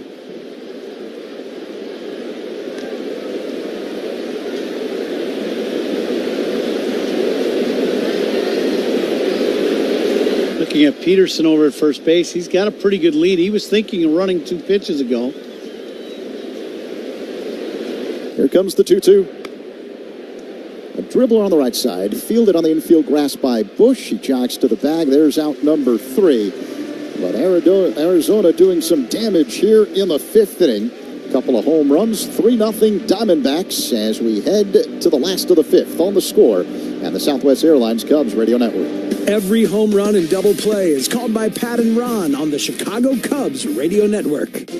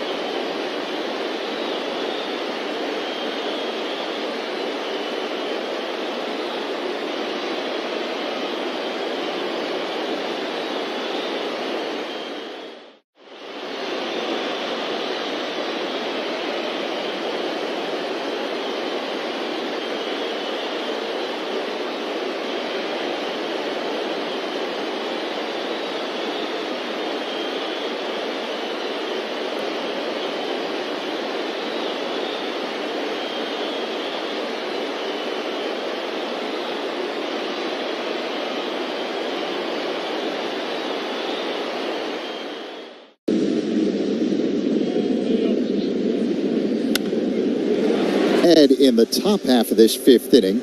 Alec Thomas a solo shot. Corbin Carroll a two-run job. Nico Horner stands in against the right-hander Zach Gallen, who rocks back, kicks, and delivers. Horner takes a ball low and outside, 1-0 the count. Nico's 0 for 2 tonight, couple of groundouts. Entered play tonight riding a 12-game hitting streak, one short of his career high. Here's the 1-0. That's low and outside again as Gallen misses with a fastball, 2-0 the count. Nico on the year now hitting at .259. Right-handed batter stands deep in the box, hits out of a crouch. Gallen works on the third base side of the rubber. The right-hander deals. And that pitch is outside, 3-0.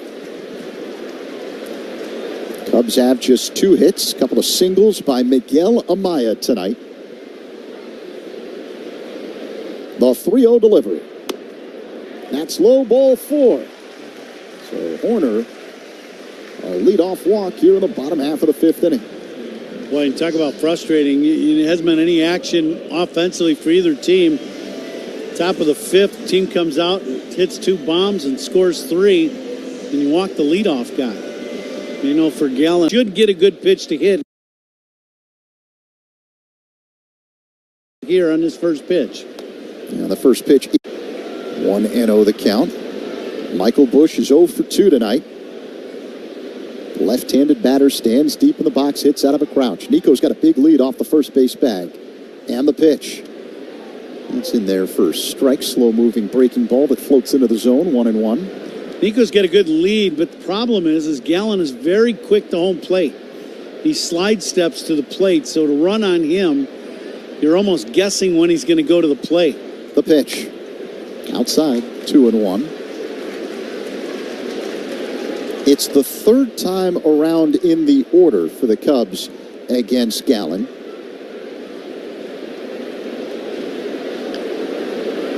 The right-hander takes a peek at first. That's where Nico is. The 2-1 to Busch. Low, 3-1.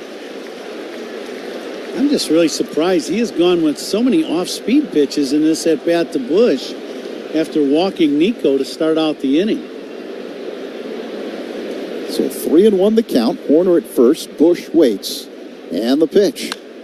High fly ball hit to deep left field. Going back, Gurriel. He looks up, and this one gets lost in the ivy. Just banged into the wall about midway left of the garage door and stuck in the ivy. A ground rule double. A good at bat for Michael as he does get a pitch on 3-1. It's a good pitch to hit. And does not try to pull it, which I really like. This is a fastball away outer third, and he just hammers this ball into the well over Gurriel's head, and it does. It ends up just hitting about halfway up the wall and left and just disappears into the ivy. So the Cubs got something going here also now in the fifth inning.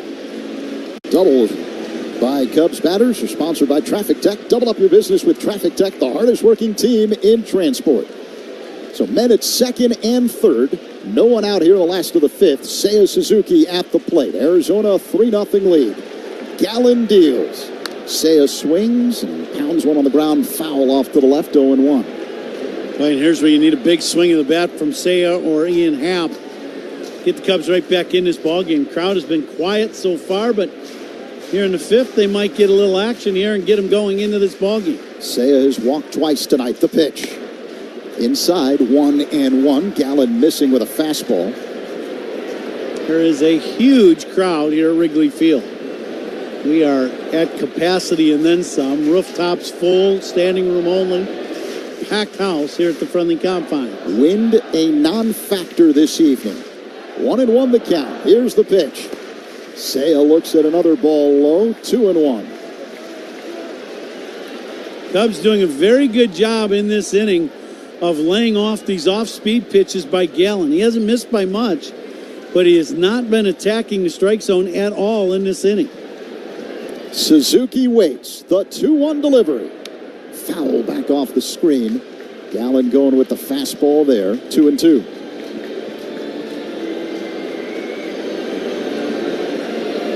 Cubs right in the heart of their lineup. Sponsored by Southwest Airlines. Book a low fare today at southwest.com. Crowd making a lot of noise here at Wrigley Field with men at second and third and no one out. The 2-2. Seiya takes ball 3 low. It's a full count. Knuckle curveball from Gallen, that one down. And now for Seiya, got to put this ball in play if you get a strike. The infield is playing back, Cubs at second and third. You got to drive in at least one run or take your walk. The payoff pitch. Check swing, did he go? Yeah, he did. He gets rung up on appeal by the first base umpire, Lance Barrett. Strike 3, 1 away. Another off-speed pitch. Seiya was looking fastball. This pitch fooled him well down and in. Seiya starts his swing, but the barrel kind of comes out in front of the hands, and it's a definite swing. It was an easy call for the first base umpire. Ian Happ at the plate. Here's the pitch by Gallen. Low ball 1. Cubs have men at second and third. 1 away, bottom 5. Arizona with a 3-0 lead. Happ, a switch hitter, batting from the left side. 0 for 1 tonight with a walk. Gallen puts the ball in the glove. Sets up high, looks at second, and delivers the pitch. Fly ball hit down the left field line, slicing foul out of play. 1-1.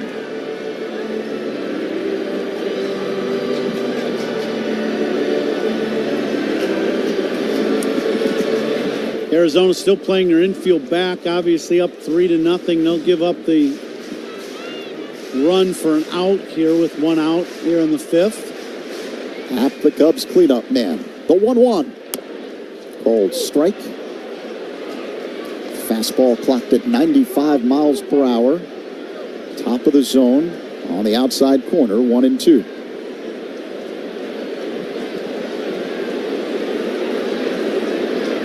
The next pitch. Check swing and a pitch low. On appeal, no swing, says Roberto Ortiz, the third base umpire, so the count even at 2-2. Knuckle curveball in the dirt. Ian started the swing. It was close. Just barely stops the swing. That was a close one, but I do think that was a great call by Ortiz. Happ calls time, steps out of the box. There is activity now in the Arizona bullpen. Right-hander Kevin Ginkel has started warming up. Gallen's pitch count at 91. Happ waits. The 2-2. Swing and a miss. Strike 3. Got him with the fastball. Cubs need a big swing in the bat. They really do. They need a big momentum change from yesterday's ball game, today's ball game, and you need a big swing by Christopher to get him back into this game, get this crowd into the game also. Morel waits. The pitch is low. 1-0 as Gallen misses with a changeup. Gallen, after the double by Bush, has not given in. He has continued to throw off speed pitches. He's thrown one good fastball in the zone, and that was a 1-strike pitch to Ian Happ. The 1-0 delivery to Morel. Low and outside, 2-0. That looked like a breaking ball from the right-hander Gallen. Morel is 0 for 2 tonight. An enormously powerful right-handed batter. The 2-0 delivery. Morel taps it foul off the plate. That one took a bite out of the catcher, Moreno. Well, Christopher did get a pitch inside, down and in the strike zone. About knee-high, but it was a changeup. Christopher just a little out in front of that change. Morel takes a deep breath and digs in. Flag's barely moving. Here's the pitch. Outside. 3-1. Gallen missing with a fastball. He is just fuming. He thought that pitch was a strike. And in our strike zone in the booth, they had it just down, just below the box. 3-1 the count. Morel waits. The pitch is low. Ball 4. So now the Cubs have the bases loaded after Morel draws the walk. And Mike Tauchman will stand in.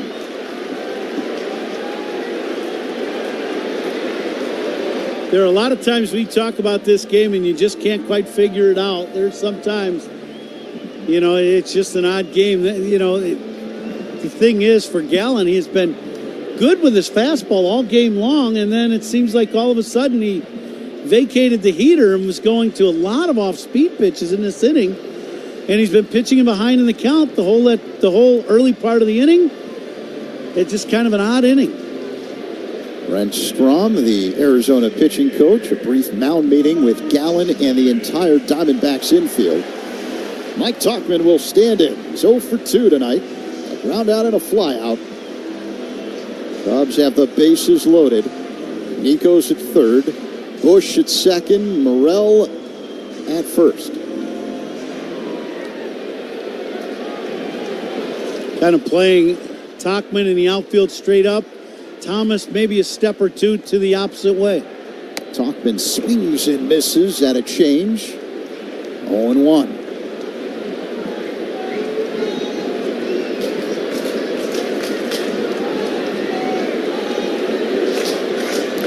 Tauchman, a left-handed batter, digs in.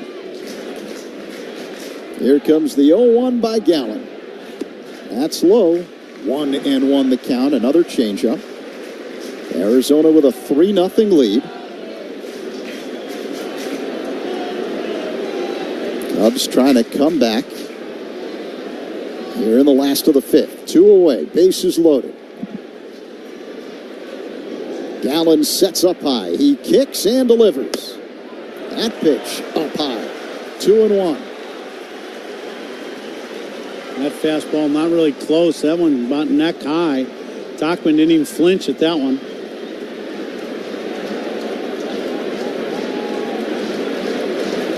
Now the 2-1. Gallen to Tauchman.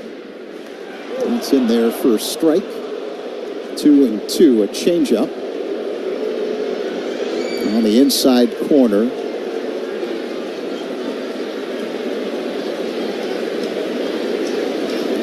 Two balls and 2 strikes. 2 away. Bases loaded for the Cubs, and Tauchman calls time.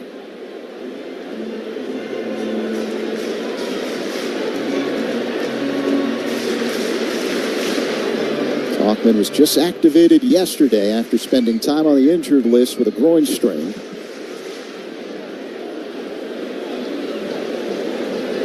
Gallen is ready. Here comes the 2-2.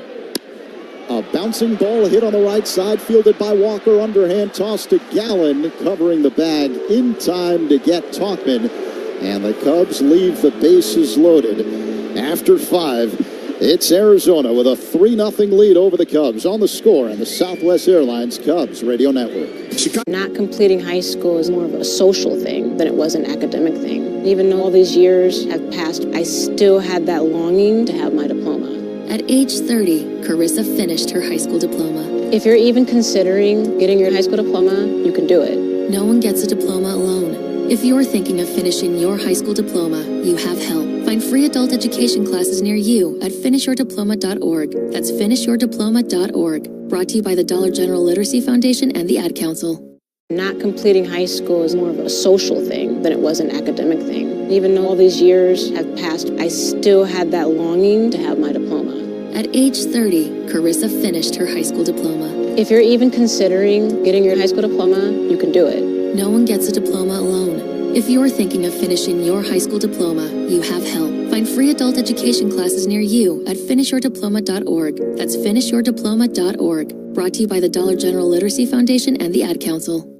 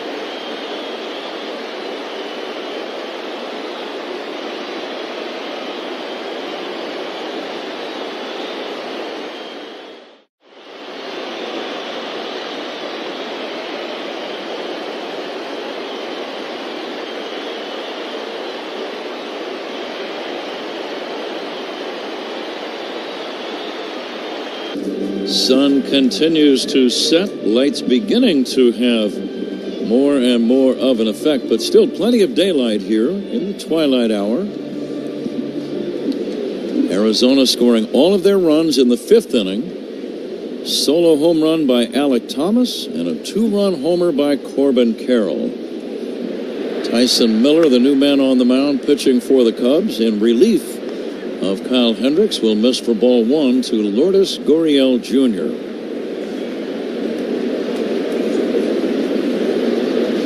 Each team with 3 hits. The next offering hit high in the air to left. Playable for Happ over near the line. Plenty of room, and makes the catch for out number 1. Gurriel retired, and the batter is Gabriel Moreno. A good start here in the inning for Miller. See at Gurriel. Gurriel took a big rip at that fastball and got routine fly ball.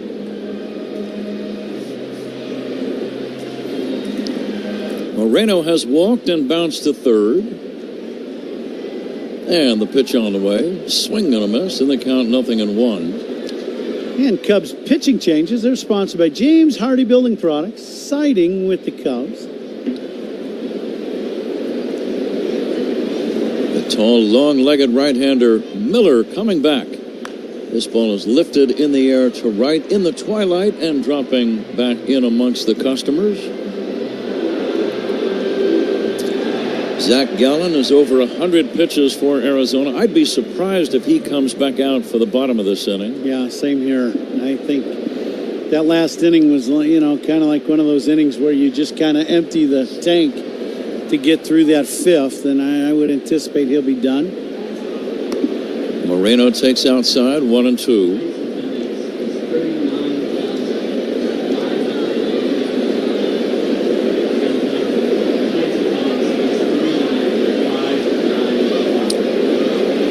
Over 39,000 in the house. We'll get the exact attendance figure here shortly. This pitch is outside, 2-2.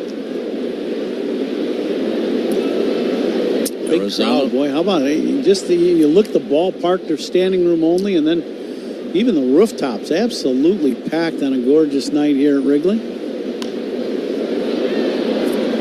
Swinging a foul back and out of play. Well, the weather is great. Cubs had that excellent road trip right before the break. I think it fired up everyone, Ron, and everyone was hoping that things would turn around when they got home. Here's another foul off to the right, and they still might. This is only the 2nd game after the All-Star break, but it is frustrating when they have scoring chances and just cannot seem to get those clutch hits. Yeah, last inning was a tough inning. You get 2 guys on, nobody out, scoring position, back-to-back strikeouts. That's the tough part, is when you get 2 punch-outs. Moreno looks at a ball outside, 3-2.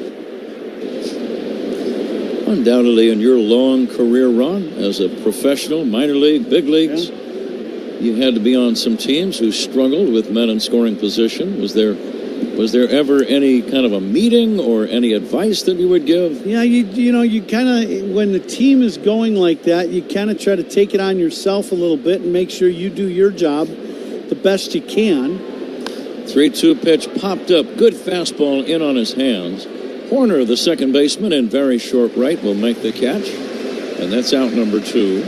Arizona leading 3-0. Let's pause 10 seconds right here for station ID. This is The Score and the Southwest Airlines Cubs Radio Network. Your headquarters for Cubs Talk is the Mullen Haw Show, mornings 5:30 to 10 on The Score and the Southwest Airlines Cubs Radio Network, WSCR Chicago, WBMX HD2 Chicago, and Odyssey Sports Station.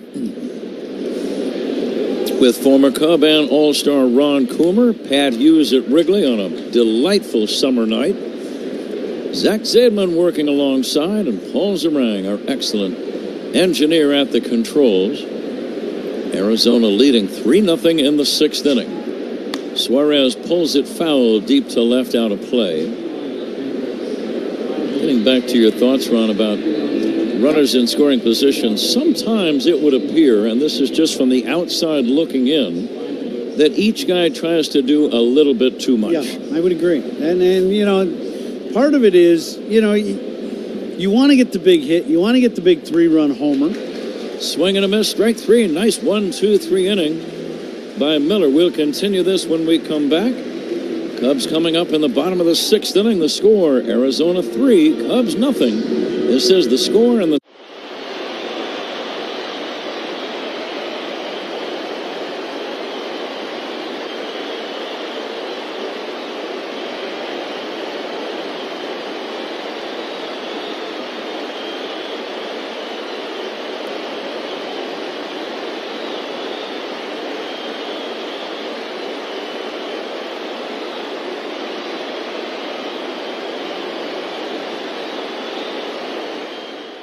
Not completing high school is more of a social thing than it was an academic thing. Even though all these years have passed, I still had that longing to have my diploma.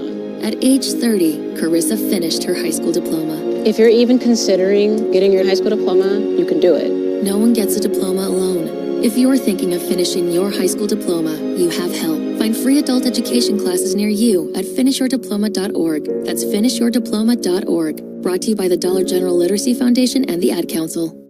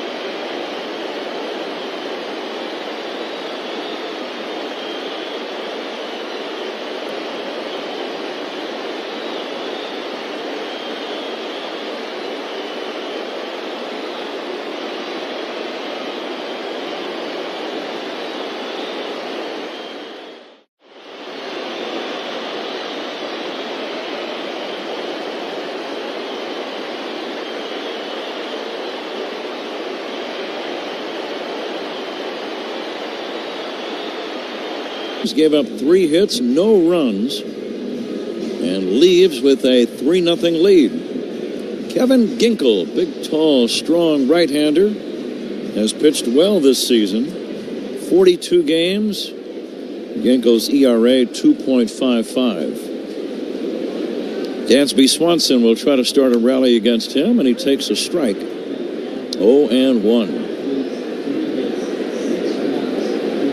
So many things in baseball, they'll go in streaks, Ron, and I think clutch hitting is one of those. Wins are one of those. Sometimes you feel like all you have to do is just show up and take your at-bats, and you're going to put 4 or 5 runs on the board and keep a nice winning streak going. Yeah, there are times where the game, you know, not that it plays easy, but you just feel like you're in the flow and everything's going your way. And then there are other times where you feel like you're walking to the batter's box from the on-deck circle, you're already 0-2. You know what I mean? You're just like, that's the way our game goes. That's why the mental toughness and understanding, you know, just doing what you need to do to help win a ball game, and the little things matter so much, because our game is a very difficult game to play. Most of us can only try to imagine how difficult it is. You have too many of those rough days that I was telling you about, going 0-2 right away. You end up in a broadcast booth. Now, you spent a long time at the top level. Ground ball to third, fielded by Suarez. His throw to first in time. Swanson bounces out. 1 away, 6th inning. Arizona on top 3-0.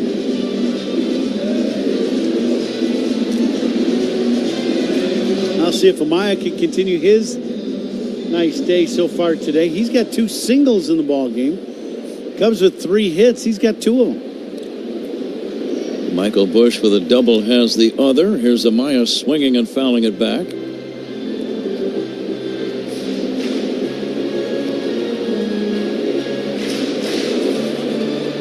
Arizona made it all the way to the World Series. winning the National League pennant last year. Here's the next pitch, line foul down the right field line.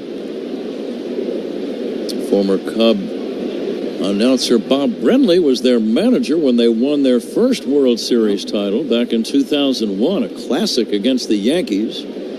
7 games. It came in only their 4th year of existence. Imagine that. Yeah, that's something. An expansion team winning in their 4th year. Here's the 0-2. Outside for a ball. Bob still does the television work on Arizona TV. Great guy, Stevie. One of the best. Yeah, great guy. And the 1-2. It's outside, ball 2, 2-2. He had a pretty good club, though, that Arizona club. They had some pretty good pitching. He was running out there, too, night after night. Do you like the 1-2 punch of Randy Johnson, Kurt Schilling? That'll get her done. Here's a pitch down low. They were both at the top of their games. I want to say they both had right around 20 wins, and they came up very big in the postseason as well. That's a great start to a season when you go, well, there's 40 wins before we even start thinking about anybody else pitching. 3-2 pitch on the way. Pop fly. Shallow right. Angling out Marte. Coming in, the left-hander in right is Carroll, and Corbin Carroll makes the catch, and that's out number 2. Former Cub Louis Gonzalez had the game-winning hit against Mariano Rivera.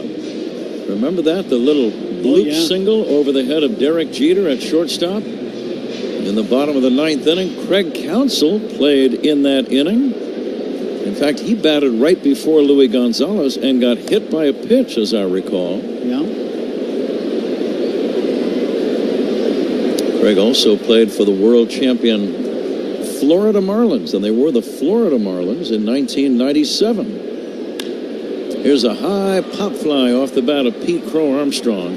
The right fielder Carroll coming in, but it's the center fielder Thomas who makes the call and the catch to end the inning. Cubs do nothing. It's on to inning number 7. Arizona 3, Cubs nothing. This is the score on the Southwest Airlines Cubs Radio Network. Hey, Cubs fans, it's not completing high school is more of a social thing than it was an academic thing. Even though all these years have passed, I still had that longing to have my diploma. At age 30, Carissa finished her high school diploma. If you're even considering getting your high school diploma, you can do it. No one gets a diploma alone. If you're thinking of finishing your high school diploma, you have help. Find free adult education classes near you at finishyourdiploma.org. That's finishyourdiploma.org. Brought to you by the Dollar General Literacy Foundation and the Ad Council. Not completing high school is more of a social thing than it was an academic thing. Even though all these years have passed, I still had that longing to have my diploma. At age 30, Carissa finished her high school diploma. If you're even considering getting your high school diploma, you can do it. No one gets a diploma alone. If you're thinking of finishing your high school diploma, you have help. Find free adult education classes near you at finishyourdiploma.org. That's finishyourdiploma.org. Brought to you by the Dollar General Literacy Foundation and the Ad Council.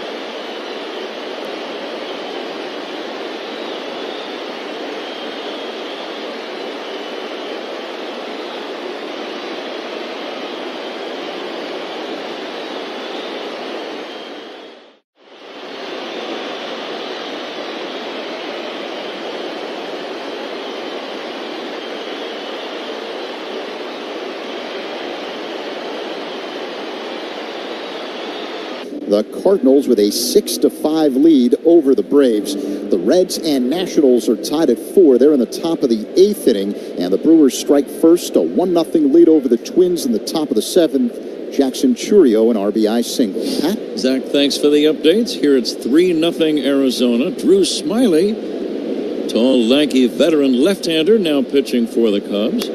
Alec Thomas swings and fouls it back. Zach, do you have any other scores, or was that it? There are a whole bunch of games around the majors in progress, so let's get right to them.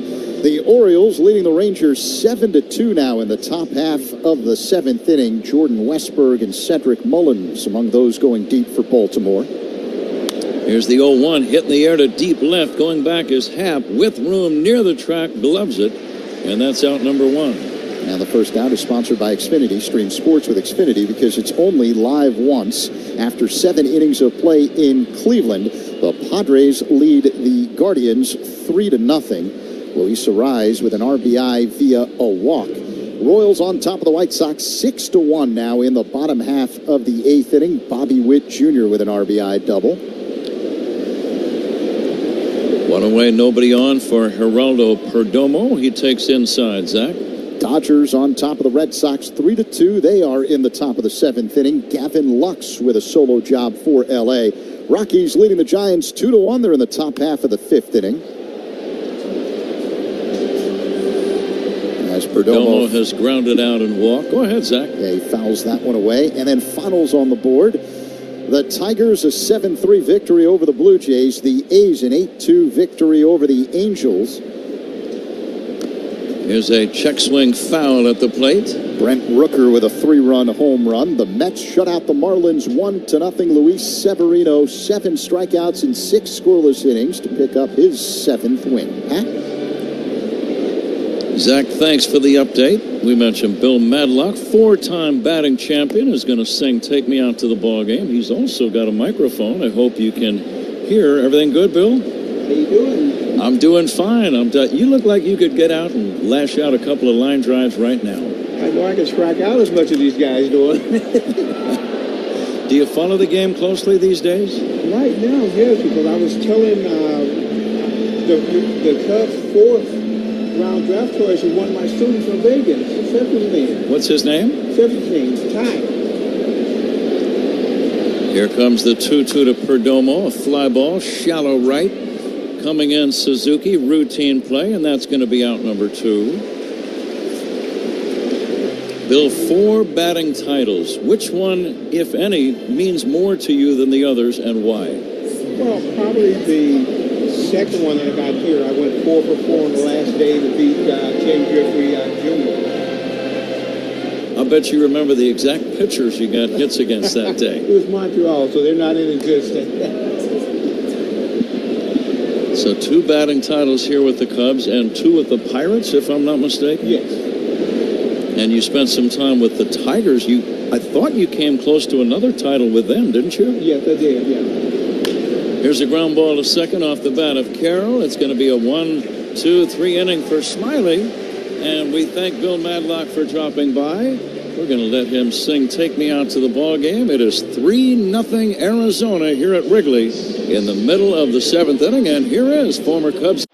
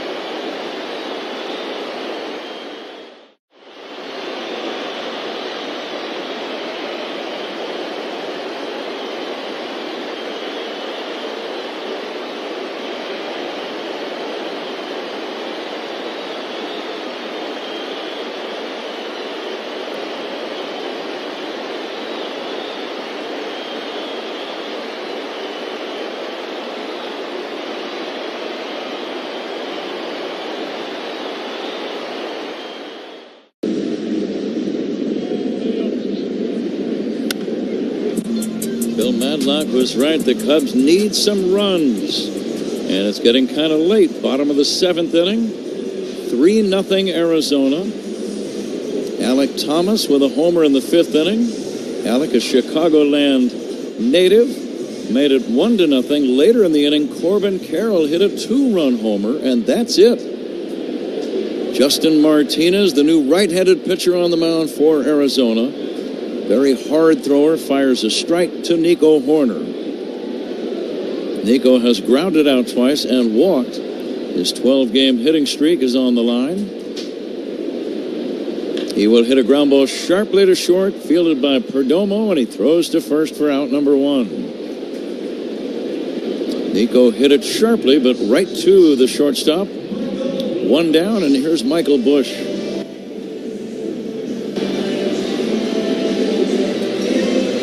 For Nico, you really can't hit it much harder than that. That's one hop bullet to short. Justin Martinez, we saw him in the opener yesterday. Very hard thrower. He brings this one in at 100 miles an hour.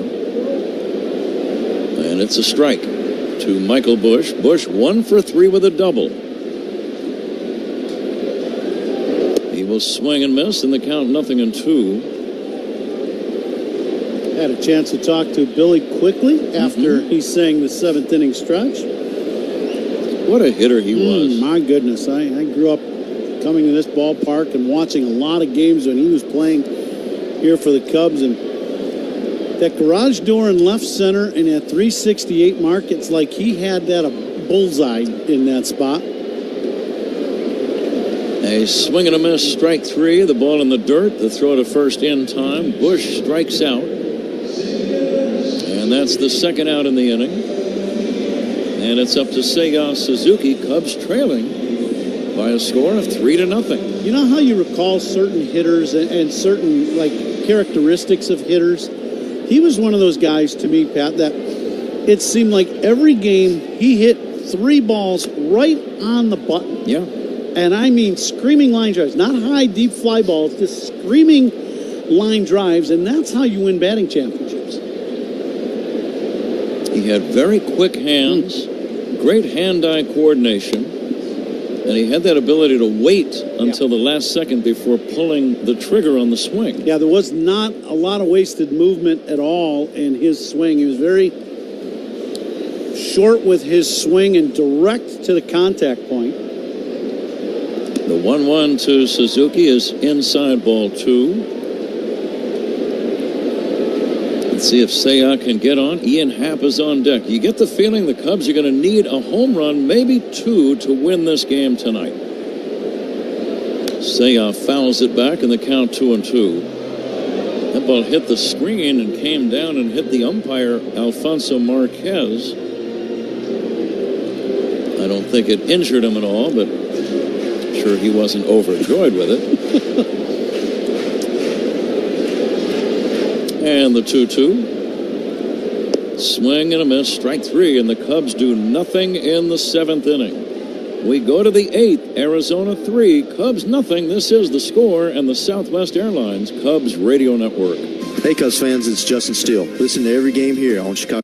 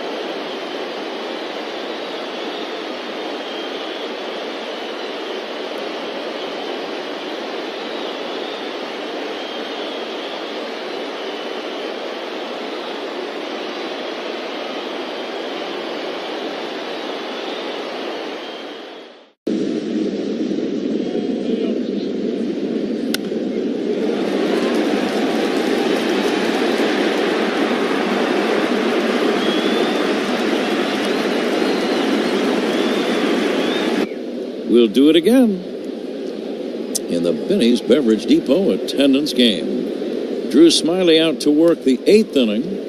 Ketel Marte takes outside for a ball. As I was listening to Zach give the scores, he mentioned the Pirates beat the Phillies for the second straight game. The Pirates are one of many National League teams still in the wild card chase. Yeah. There's a swing and a miss, and the count 1-1. And I keep thinking about that rookie sensation, the kid who started the All-Star game, Paul Skeens, and what that can mean to an overall ball club. Obviously, it strengthens your pitching. Here's a fly ball to center. Crow Armstrong makes the catch. It makes your rotation better when you add a guy like that, and it's a fairly good chance of winning every 5th day when he's on the mound. But beyond that, Ron, it seems like there's a very positive thing that just ripples through the entire team, the offense, the defense. Everything is a little bit better when you've got one key guy like that joins your team and elevates your entire ball club. Yeah, I would agree. You know, the attention to your ball club every 5th day is heightened tenfold, right? You just, national attention, and guys are, there's a feel of that whole thing. I would agree. And Pittsburgh has played better baseball since, that's for sure. Jock Peterson batting with one away in this 8th inning. Well, you experienced that in the rookie year of Kerry Wood. Absolutely. Right? And working with Ron Santo all those years, he would talk about Fergie Jenkins. I heard him say this 100 times. He would say, when Fergie was pitching, all of my teammates, Billy and Ernie and Jim Hickman and all the guys, Randy Hundley, they said, all we got to do is score 3 runs with Fergie on the mound, and there's a pretty good chance we're going to walk away with a win today. So it would relax them. Yeah. Here's a base hit to right, sharp ground ball out of the range of Bush at first. A valiant diving backhanded try by Michael, but it's a base hit for Jock Peterson with one away in this 8th inning. 3-0 Arizona, and the batter Christian Walker. Pretty good effort, as you said, by Michael Bush. How about this pitch? This pitch is shoulder high to Peterson. He gets on top of this ball and hit a bullet line drive. I mean, you talk about tomahawking a ball. You don't see that too often. You really got to make the adjustment in mid-swing, don't you? I don't know, because I could never do that. It looked difficult when I saw the replay. You hit a pitch going 90-plus miles an hour that's shoulder high, and I mean legitimately shoulder high. Just to put the bat on it is saying something. 8th inning, Arizona on top, 3-0. Peterson at first. Walker fouls one away. Christian Walker, 0 for 3 in this game. First out in the 8th inning, sponsored by Xfinity. You can stream sports with Xfinity because it's only live once.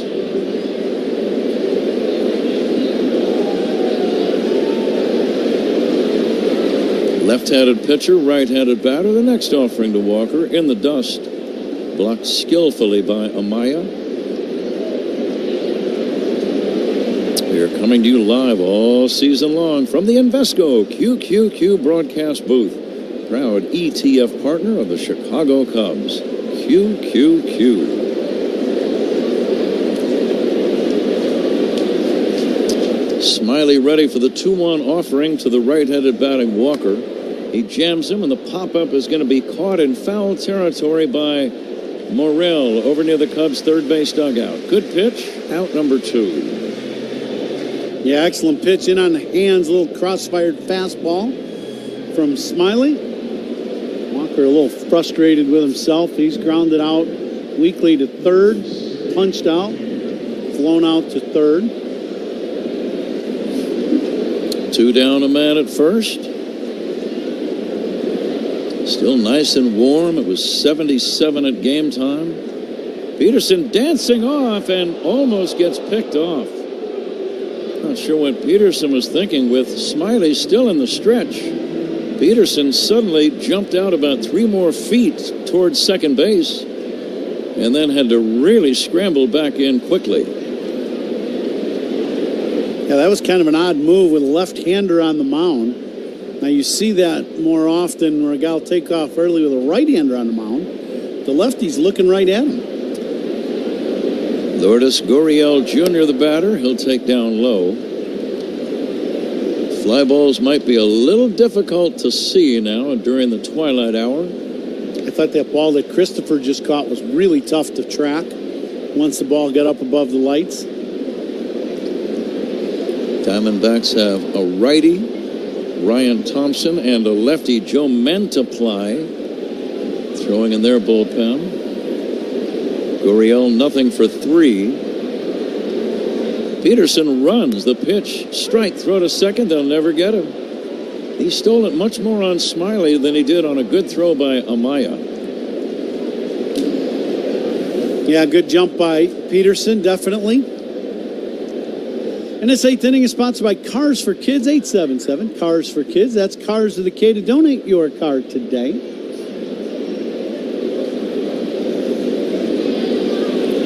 Cubs not doing much on offense tonight, can ill afford to fall much further behind. A runner at second, 2 down. The pitch to Gurriel in there for a called strike, 1-2. And manager challenges and instant replays. They're taking a second look. And a second opinion is always a good idea. Get yours at Northwestern Medicine. And now the 1-2 from Drew Smiley. Check swing, it's low for ball 2. Cubs have not had any runs, therefore no RBIs. RBIs by Cubs batters are sponsored by Old National Bank, where relationships and results matter. Yeah, I need a few safe at the plate also, and that's sponsored by Granger. Think safety, think Granger. Cubs need to get their hitting shoes on these last couple innings. Flags just hanging out in center. And the 2-2. Check swing, did he go? No swing, says Lance Barrett. That was close. Yeah. I'd like to see the replay of that one from that first base camera angle. Let's see what we got here. Oh, man, that could have went either way. Sure could have.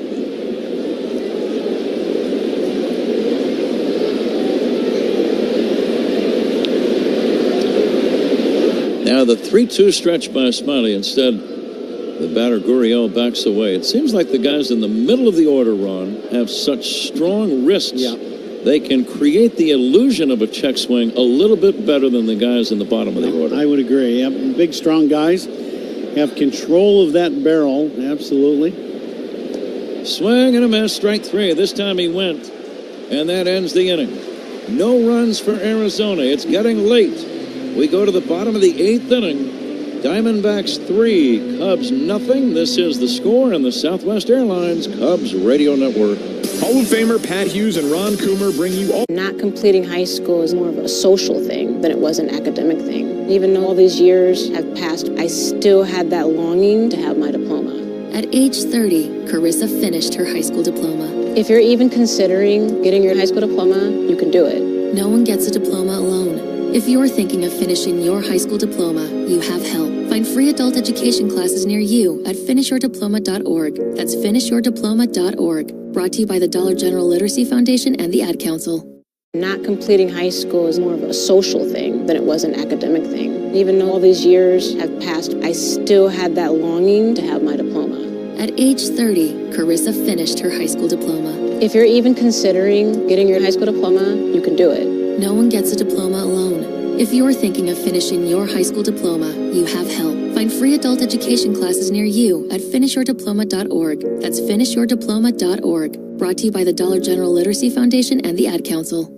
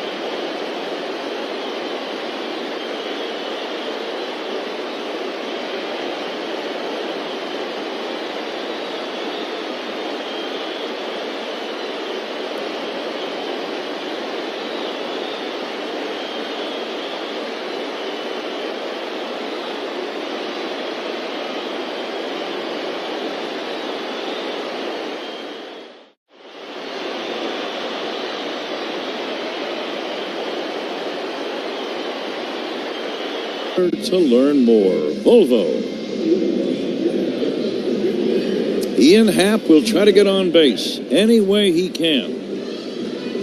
8th inning, Cubs trail by 3. Christopher Morel on deck.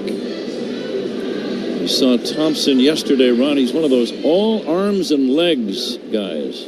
Yeah, he's a guy that makes it very tough on the right-handed hitters. Lefties should have a little easier time with that side-arming delivery with that ball coming towards them. He brings that ball way back from behind him, too. I always wonder about these guys, when it was that they decided, this throwing conventionally hasn't worked out, and all of a sudden I'm going to throw for the height of my kneecap. I never, that's always been a question, never asked, but when do you make this change? It might have just been experimental someday. Just warming up, and you're just kind of having fun with your friends, and you try different things, and maybe that's how it clicks sometimes. Hey, that kind of works. Well, that feels good. Because it is a very different style of pitching. There's no doubt. The 1-2 is outside, and the count 2-2. I know you must have thrown a lot of knuckleballs with your buddies, warming up for games. That's part of the game. Mm-hmm. Here comes the 2-2. Bouncer back to the mound, fielded by Thompson. Reached up for the high bounce, grabbed it, and that's out number 1. Score that one 1-3. Here's Christopher Morel. Ian hit that ball sharply, but on one hop right back to the mound. A lot of things were done many years ago that have been discontinued.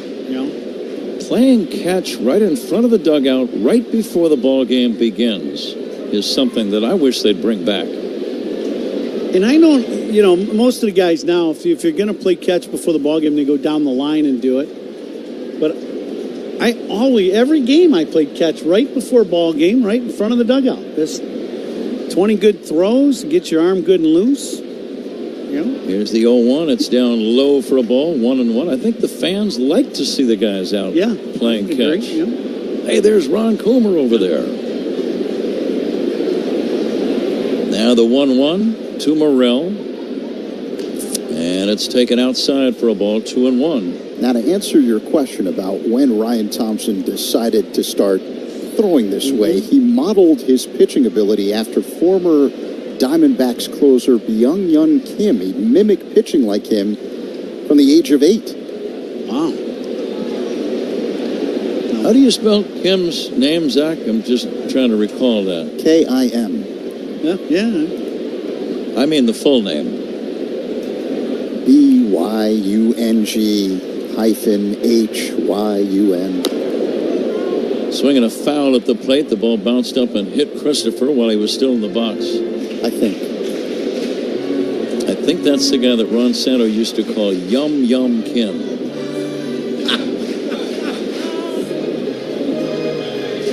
And oddly enough, I knew exactly who he was talking about. Yeah, I would agree. But now, Kim was a much smaller in stature guy, not a very big guy. Ryan Thompson here, he's 6'5", 6'6". 2-2 pitch, ground ball to short, fielded by Perdomo, and he'll throw to first in time. And that is out number 2.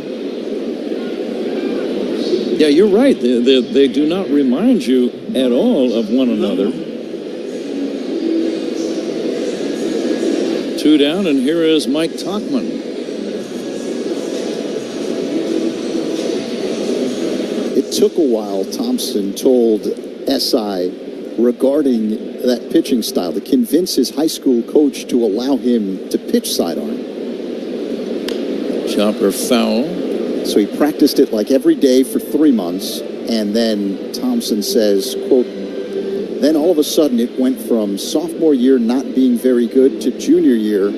I was like breaking records at my high school, and that's how you end up in the major leagues. That'll do it, yeah.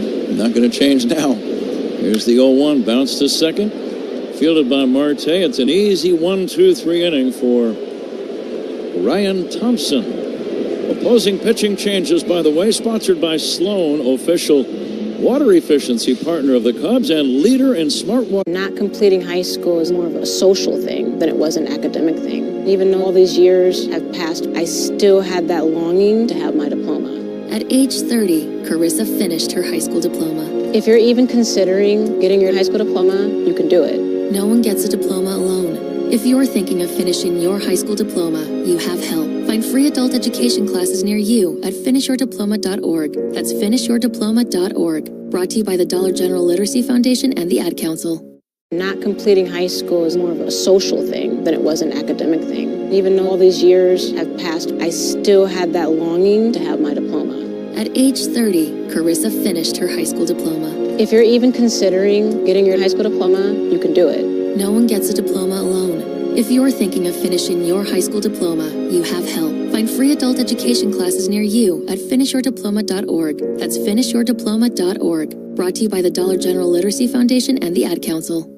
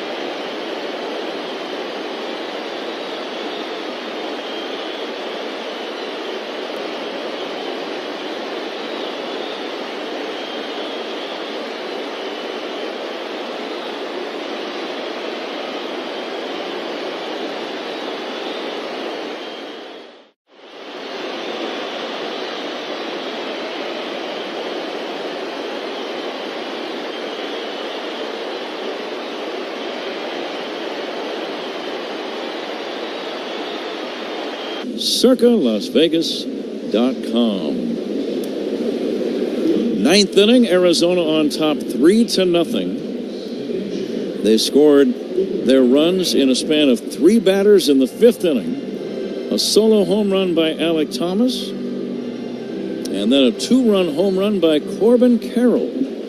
And that's it. Cubs have managed just 3 hits, 2 by Miguel Amaya and a double by Michael Busch. The hits by Amaya both singles. And that's the 8-inning output. Gabriel Moreno leads it off against Hunter Biggie. And the right-hander will fire. And the count is 1-1 strike after a couple of deliveries. And strikeouts by Cubs pitchers. They're sponsored by your Chicago and Northwest Indiana Hyundai dealers. Own every mile in a brand new Hyundai. Swing and a miss. 1-2. Say this, Biggie's got a big arm, that's for sure. His fastball 97, 98 miles an hour. And the 1-2 pitch on the way. Bouncer slowly past the mound. Going to be a tough play. Morel running. Nope, no throw. Infield single, Gabriel Moreno.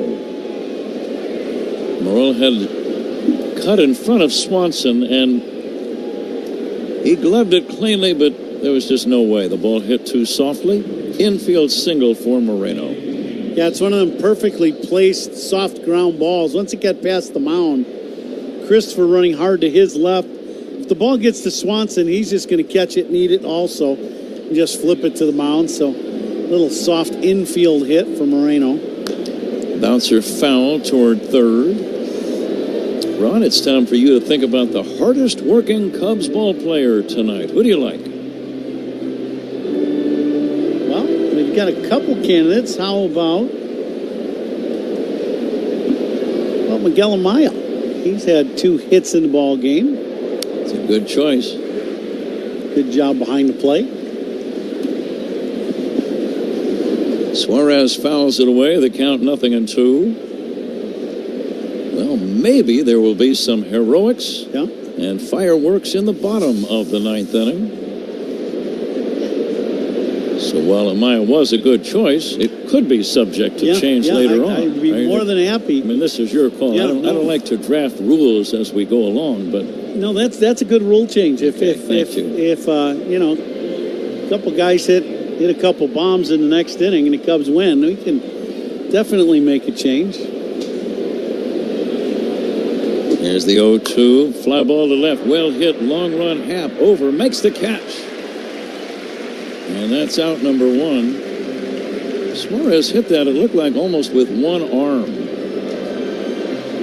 Yeah, a little off-speed pitch, and he gets out. And, with that top hand coming off the bat, he still squares this ball up and hits it right on the barrel. And hooked that ball. First out in the inning, sponsored by Xfinity. You can stream sports with Xfinity, and I bet you know why. Let me guess, because it's only live once? Ding, ding, ding, ding, ding. Top of my game today, boy, I'll tell you. Toss to first, not in time. That ringing of the bell sound was an affirmative response. Yeah, that was very nice of Balzerang. Paul's just minding his own business up there. Yes, it could be.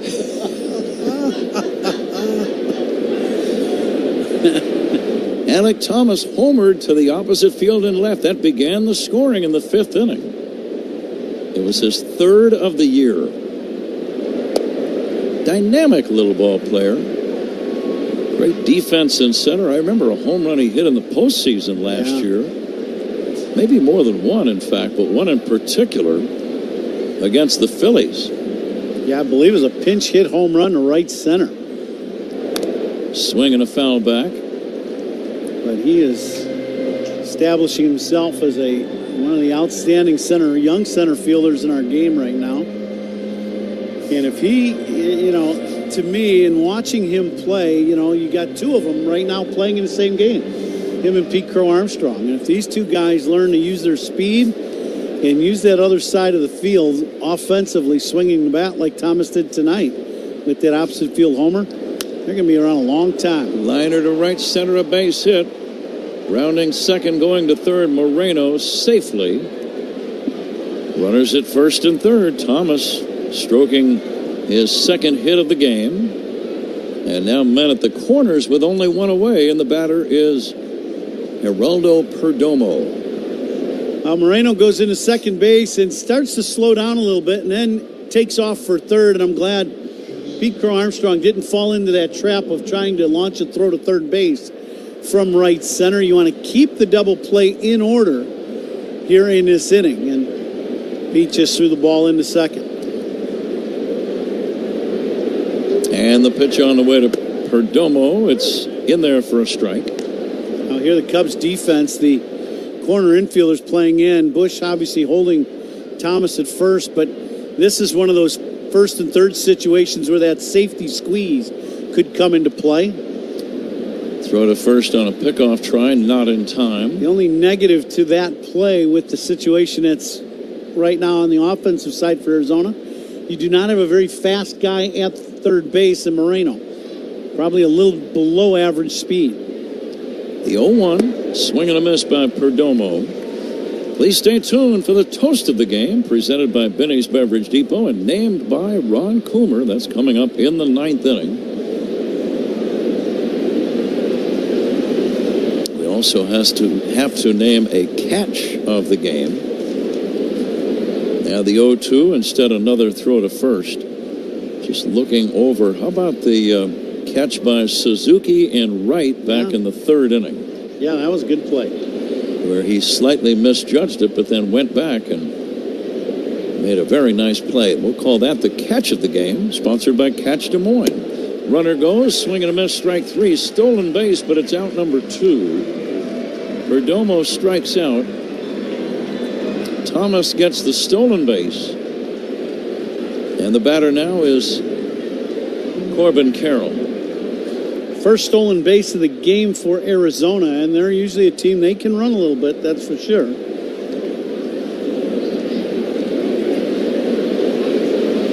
Two outs, men at second and third. Swinging a foul back. Hunter Biggie just trying to keep the Cubs within range. Trailing by 3 here in the top of the ninth.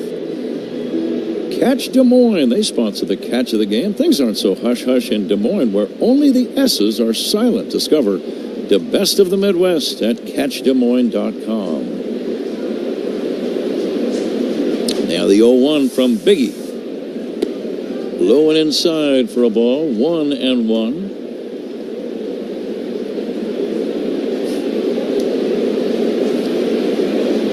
Very little breeze at Wrigley right now. Still a very pleasant summer night. Probably about 75. Fastball away. 2-1. We're hoping that the at our best moment of the game is still waiting for us in the bottom of the 9th inning. Sponsored by Loyola. Loyola Medicine. Low and inside, ball 3. When things are at their worst, we're at our best. Loyola Medicine. Cubs really had one good scoring chance in the game. That was in the 5th inning. And they had men at 2nd and 3rd with nobody out and the 3, 4, and 5 hitters up, and they could not score. Swing and a miss, 3-2. Good slider there by Biggie down and in to Carroll. Cubs have a grand total of 3 hits. They've drawn 4 walks.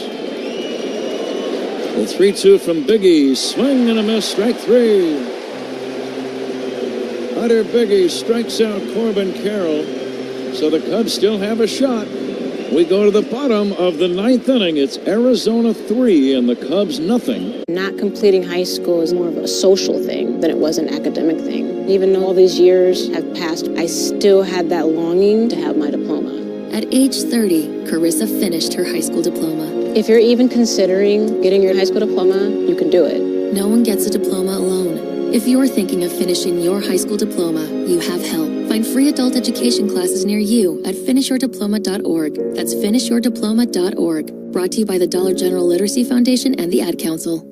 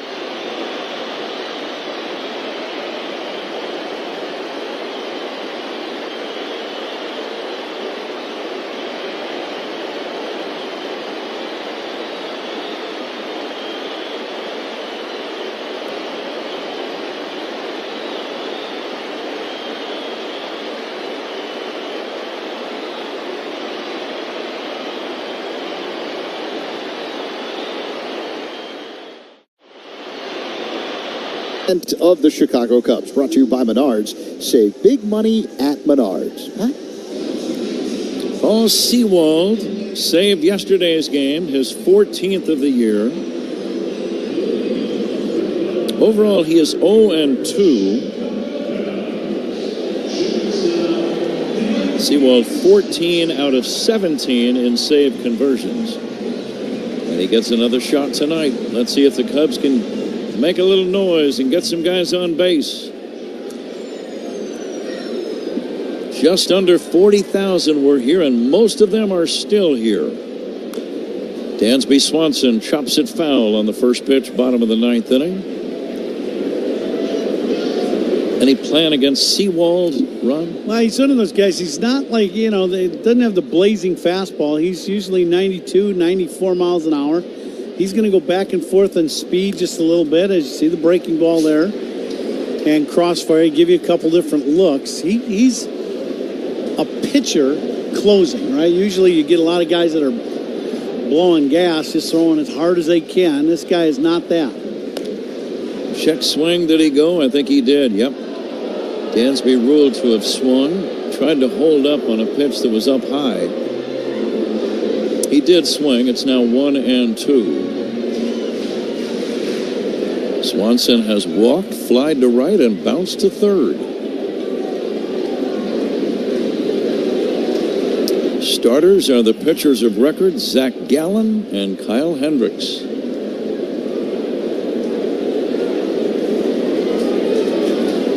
And the set for the 1-2 to Dansby Swanson. Fouled away. So many games, Ron, we've seen somewhat similar to the one tonight where the Cubs pitching was good. Yeah. But they just could not generate any offense against the other team's pitching.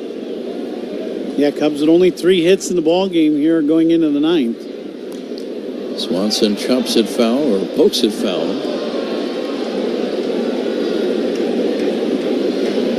You always love to see the loyalty of the fans staying until the very end. I love when they get rewarded for that with a rally. The 1-2. Just outside. Pretty good take there by Dansby. That's that little cross-fired fastball, borderline pitch. Dansby got the call. That could have went either way. Looked like Alfonso Marquez, the home plate umpire, considered calling it a strike, but didn't. The 2-2, swinging a foul back.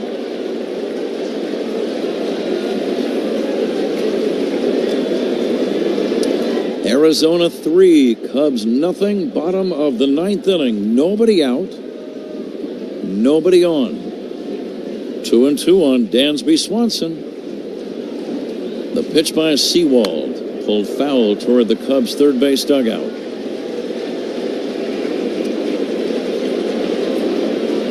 Please stay tuned for Zach's post-game show. He'll have scores from all around the big leagues and highlights of this one. A few highlights from this 9th inning.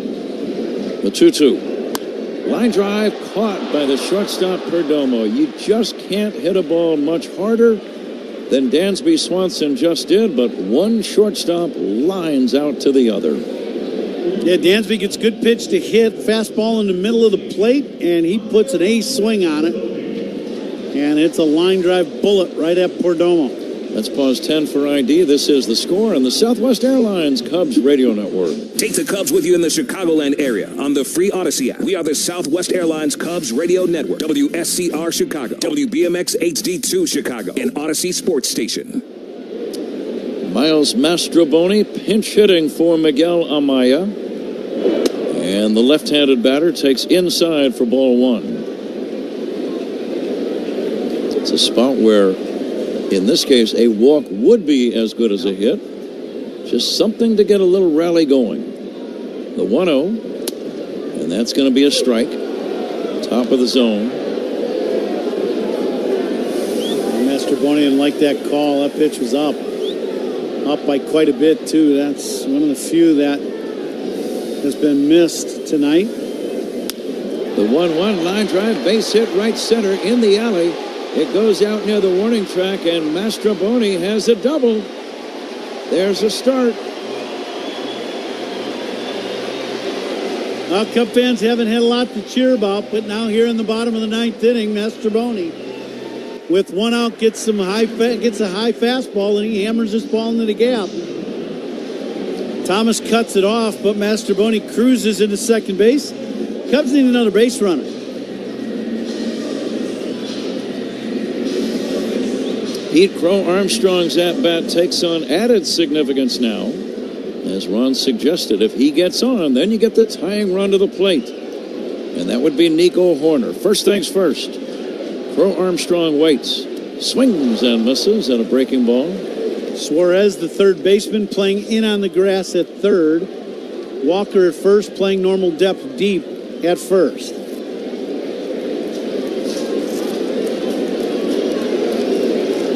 Mastroboni a short lead at second base. 3-0 Arizona, 9th inning, 1 away. Swing and a miss. 0-2.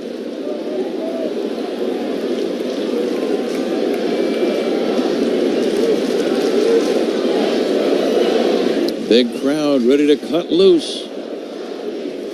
Now the stretch and the 0-2. Bo Armstrong fouls it at the plate to stay alive.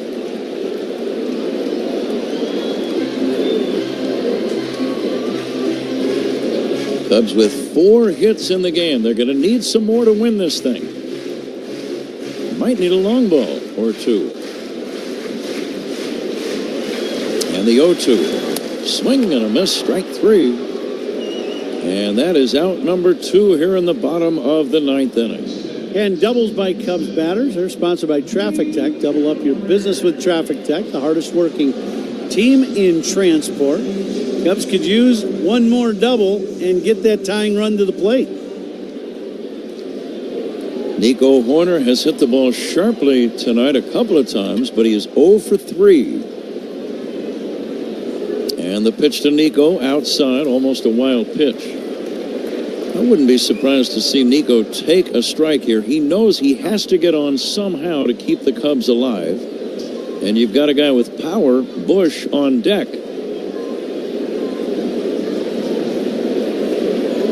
Here comes the 1-0 from Sewald. It's lifted into deep right center.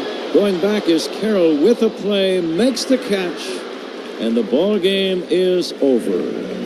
Carroll caught it maybe 15 feet shy of the warning track in right center, and the Diamondbacks have made it 2 in a row here at Wrigley Field. The final, Diamondbacks 3, Cubs nothing. Back with the totals after this on The Score and the Southwest Airlines Cubs Radio Network. This is your home for Cubs baseball all season long. This is the Chicago Cubs Radio Network. 25 years ago, Invesco QQQ rethought the investing landscape by providing access to NASDAQ's 100 most innovative companies, all in one ETF. What's ahead for the next 25 years? Could it be flying cars, neural implants, electric planes? Nobody knows for sure, but one thing's for certain. You can gain access to that progress with Invesco QQQ. Let's rethink possibility. Invesco QQQ is the proud ETF partner of the Chicago Cubs. There are risks when investing in ETFs, including possible loss of money. ETFs risks are similar to those of stocks. Investments in the tech sector are subject to greater risk and more volatility than more diversified investments. The NASDAQ 100 Index comprises the 100 largest non-financial companies on the NASDAQ. You can't invest directly into an index. Before investing, consider the fund's investment objectives, risks, charges, and expenses. Visit Invesco.com for a prospectus containing this information. Read it carefully before investing. Invesco is not affiliated with the Chicago Cubs. Invesco Distributors, Inc.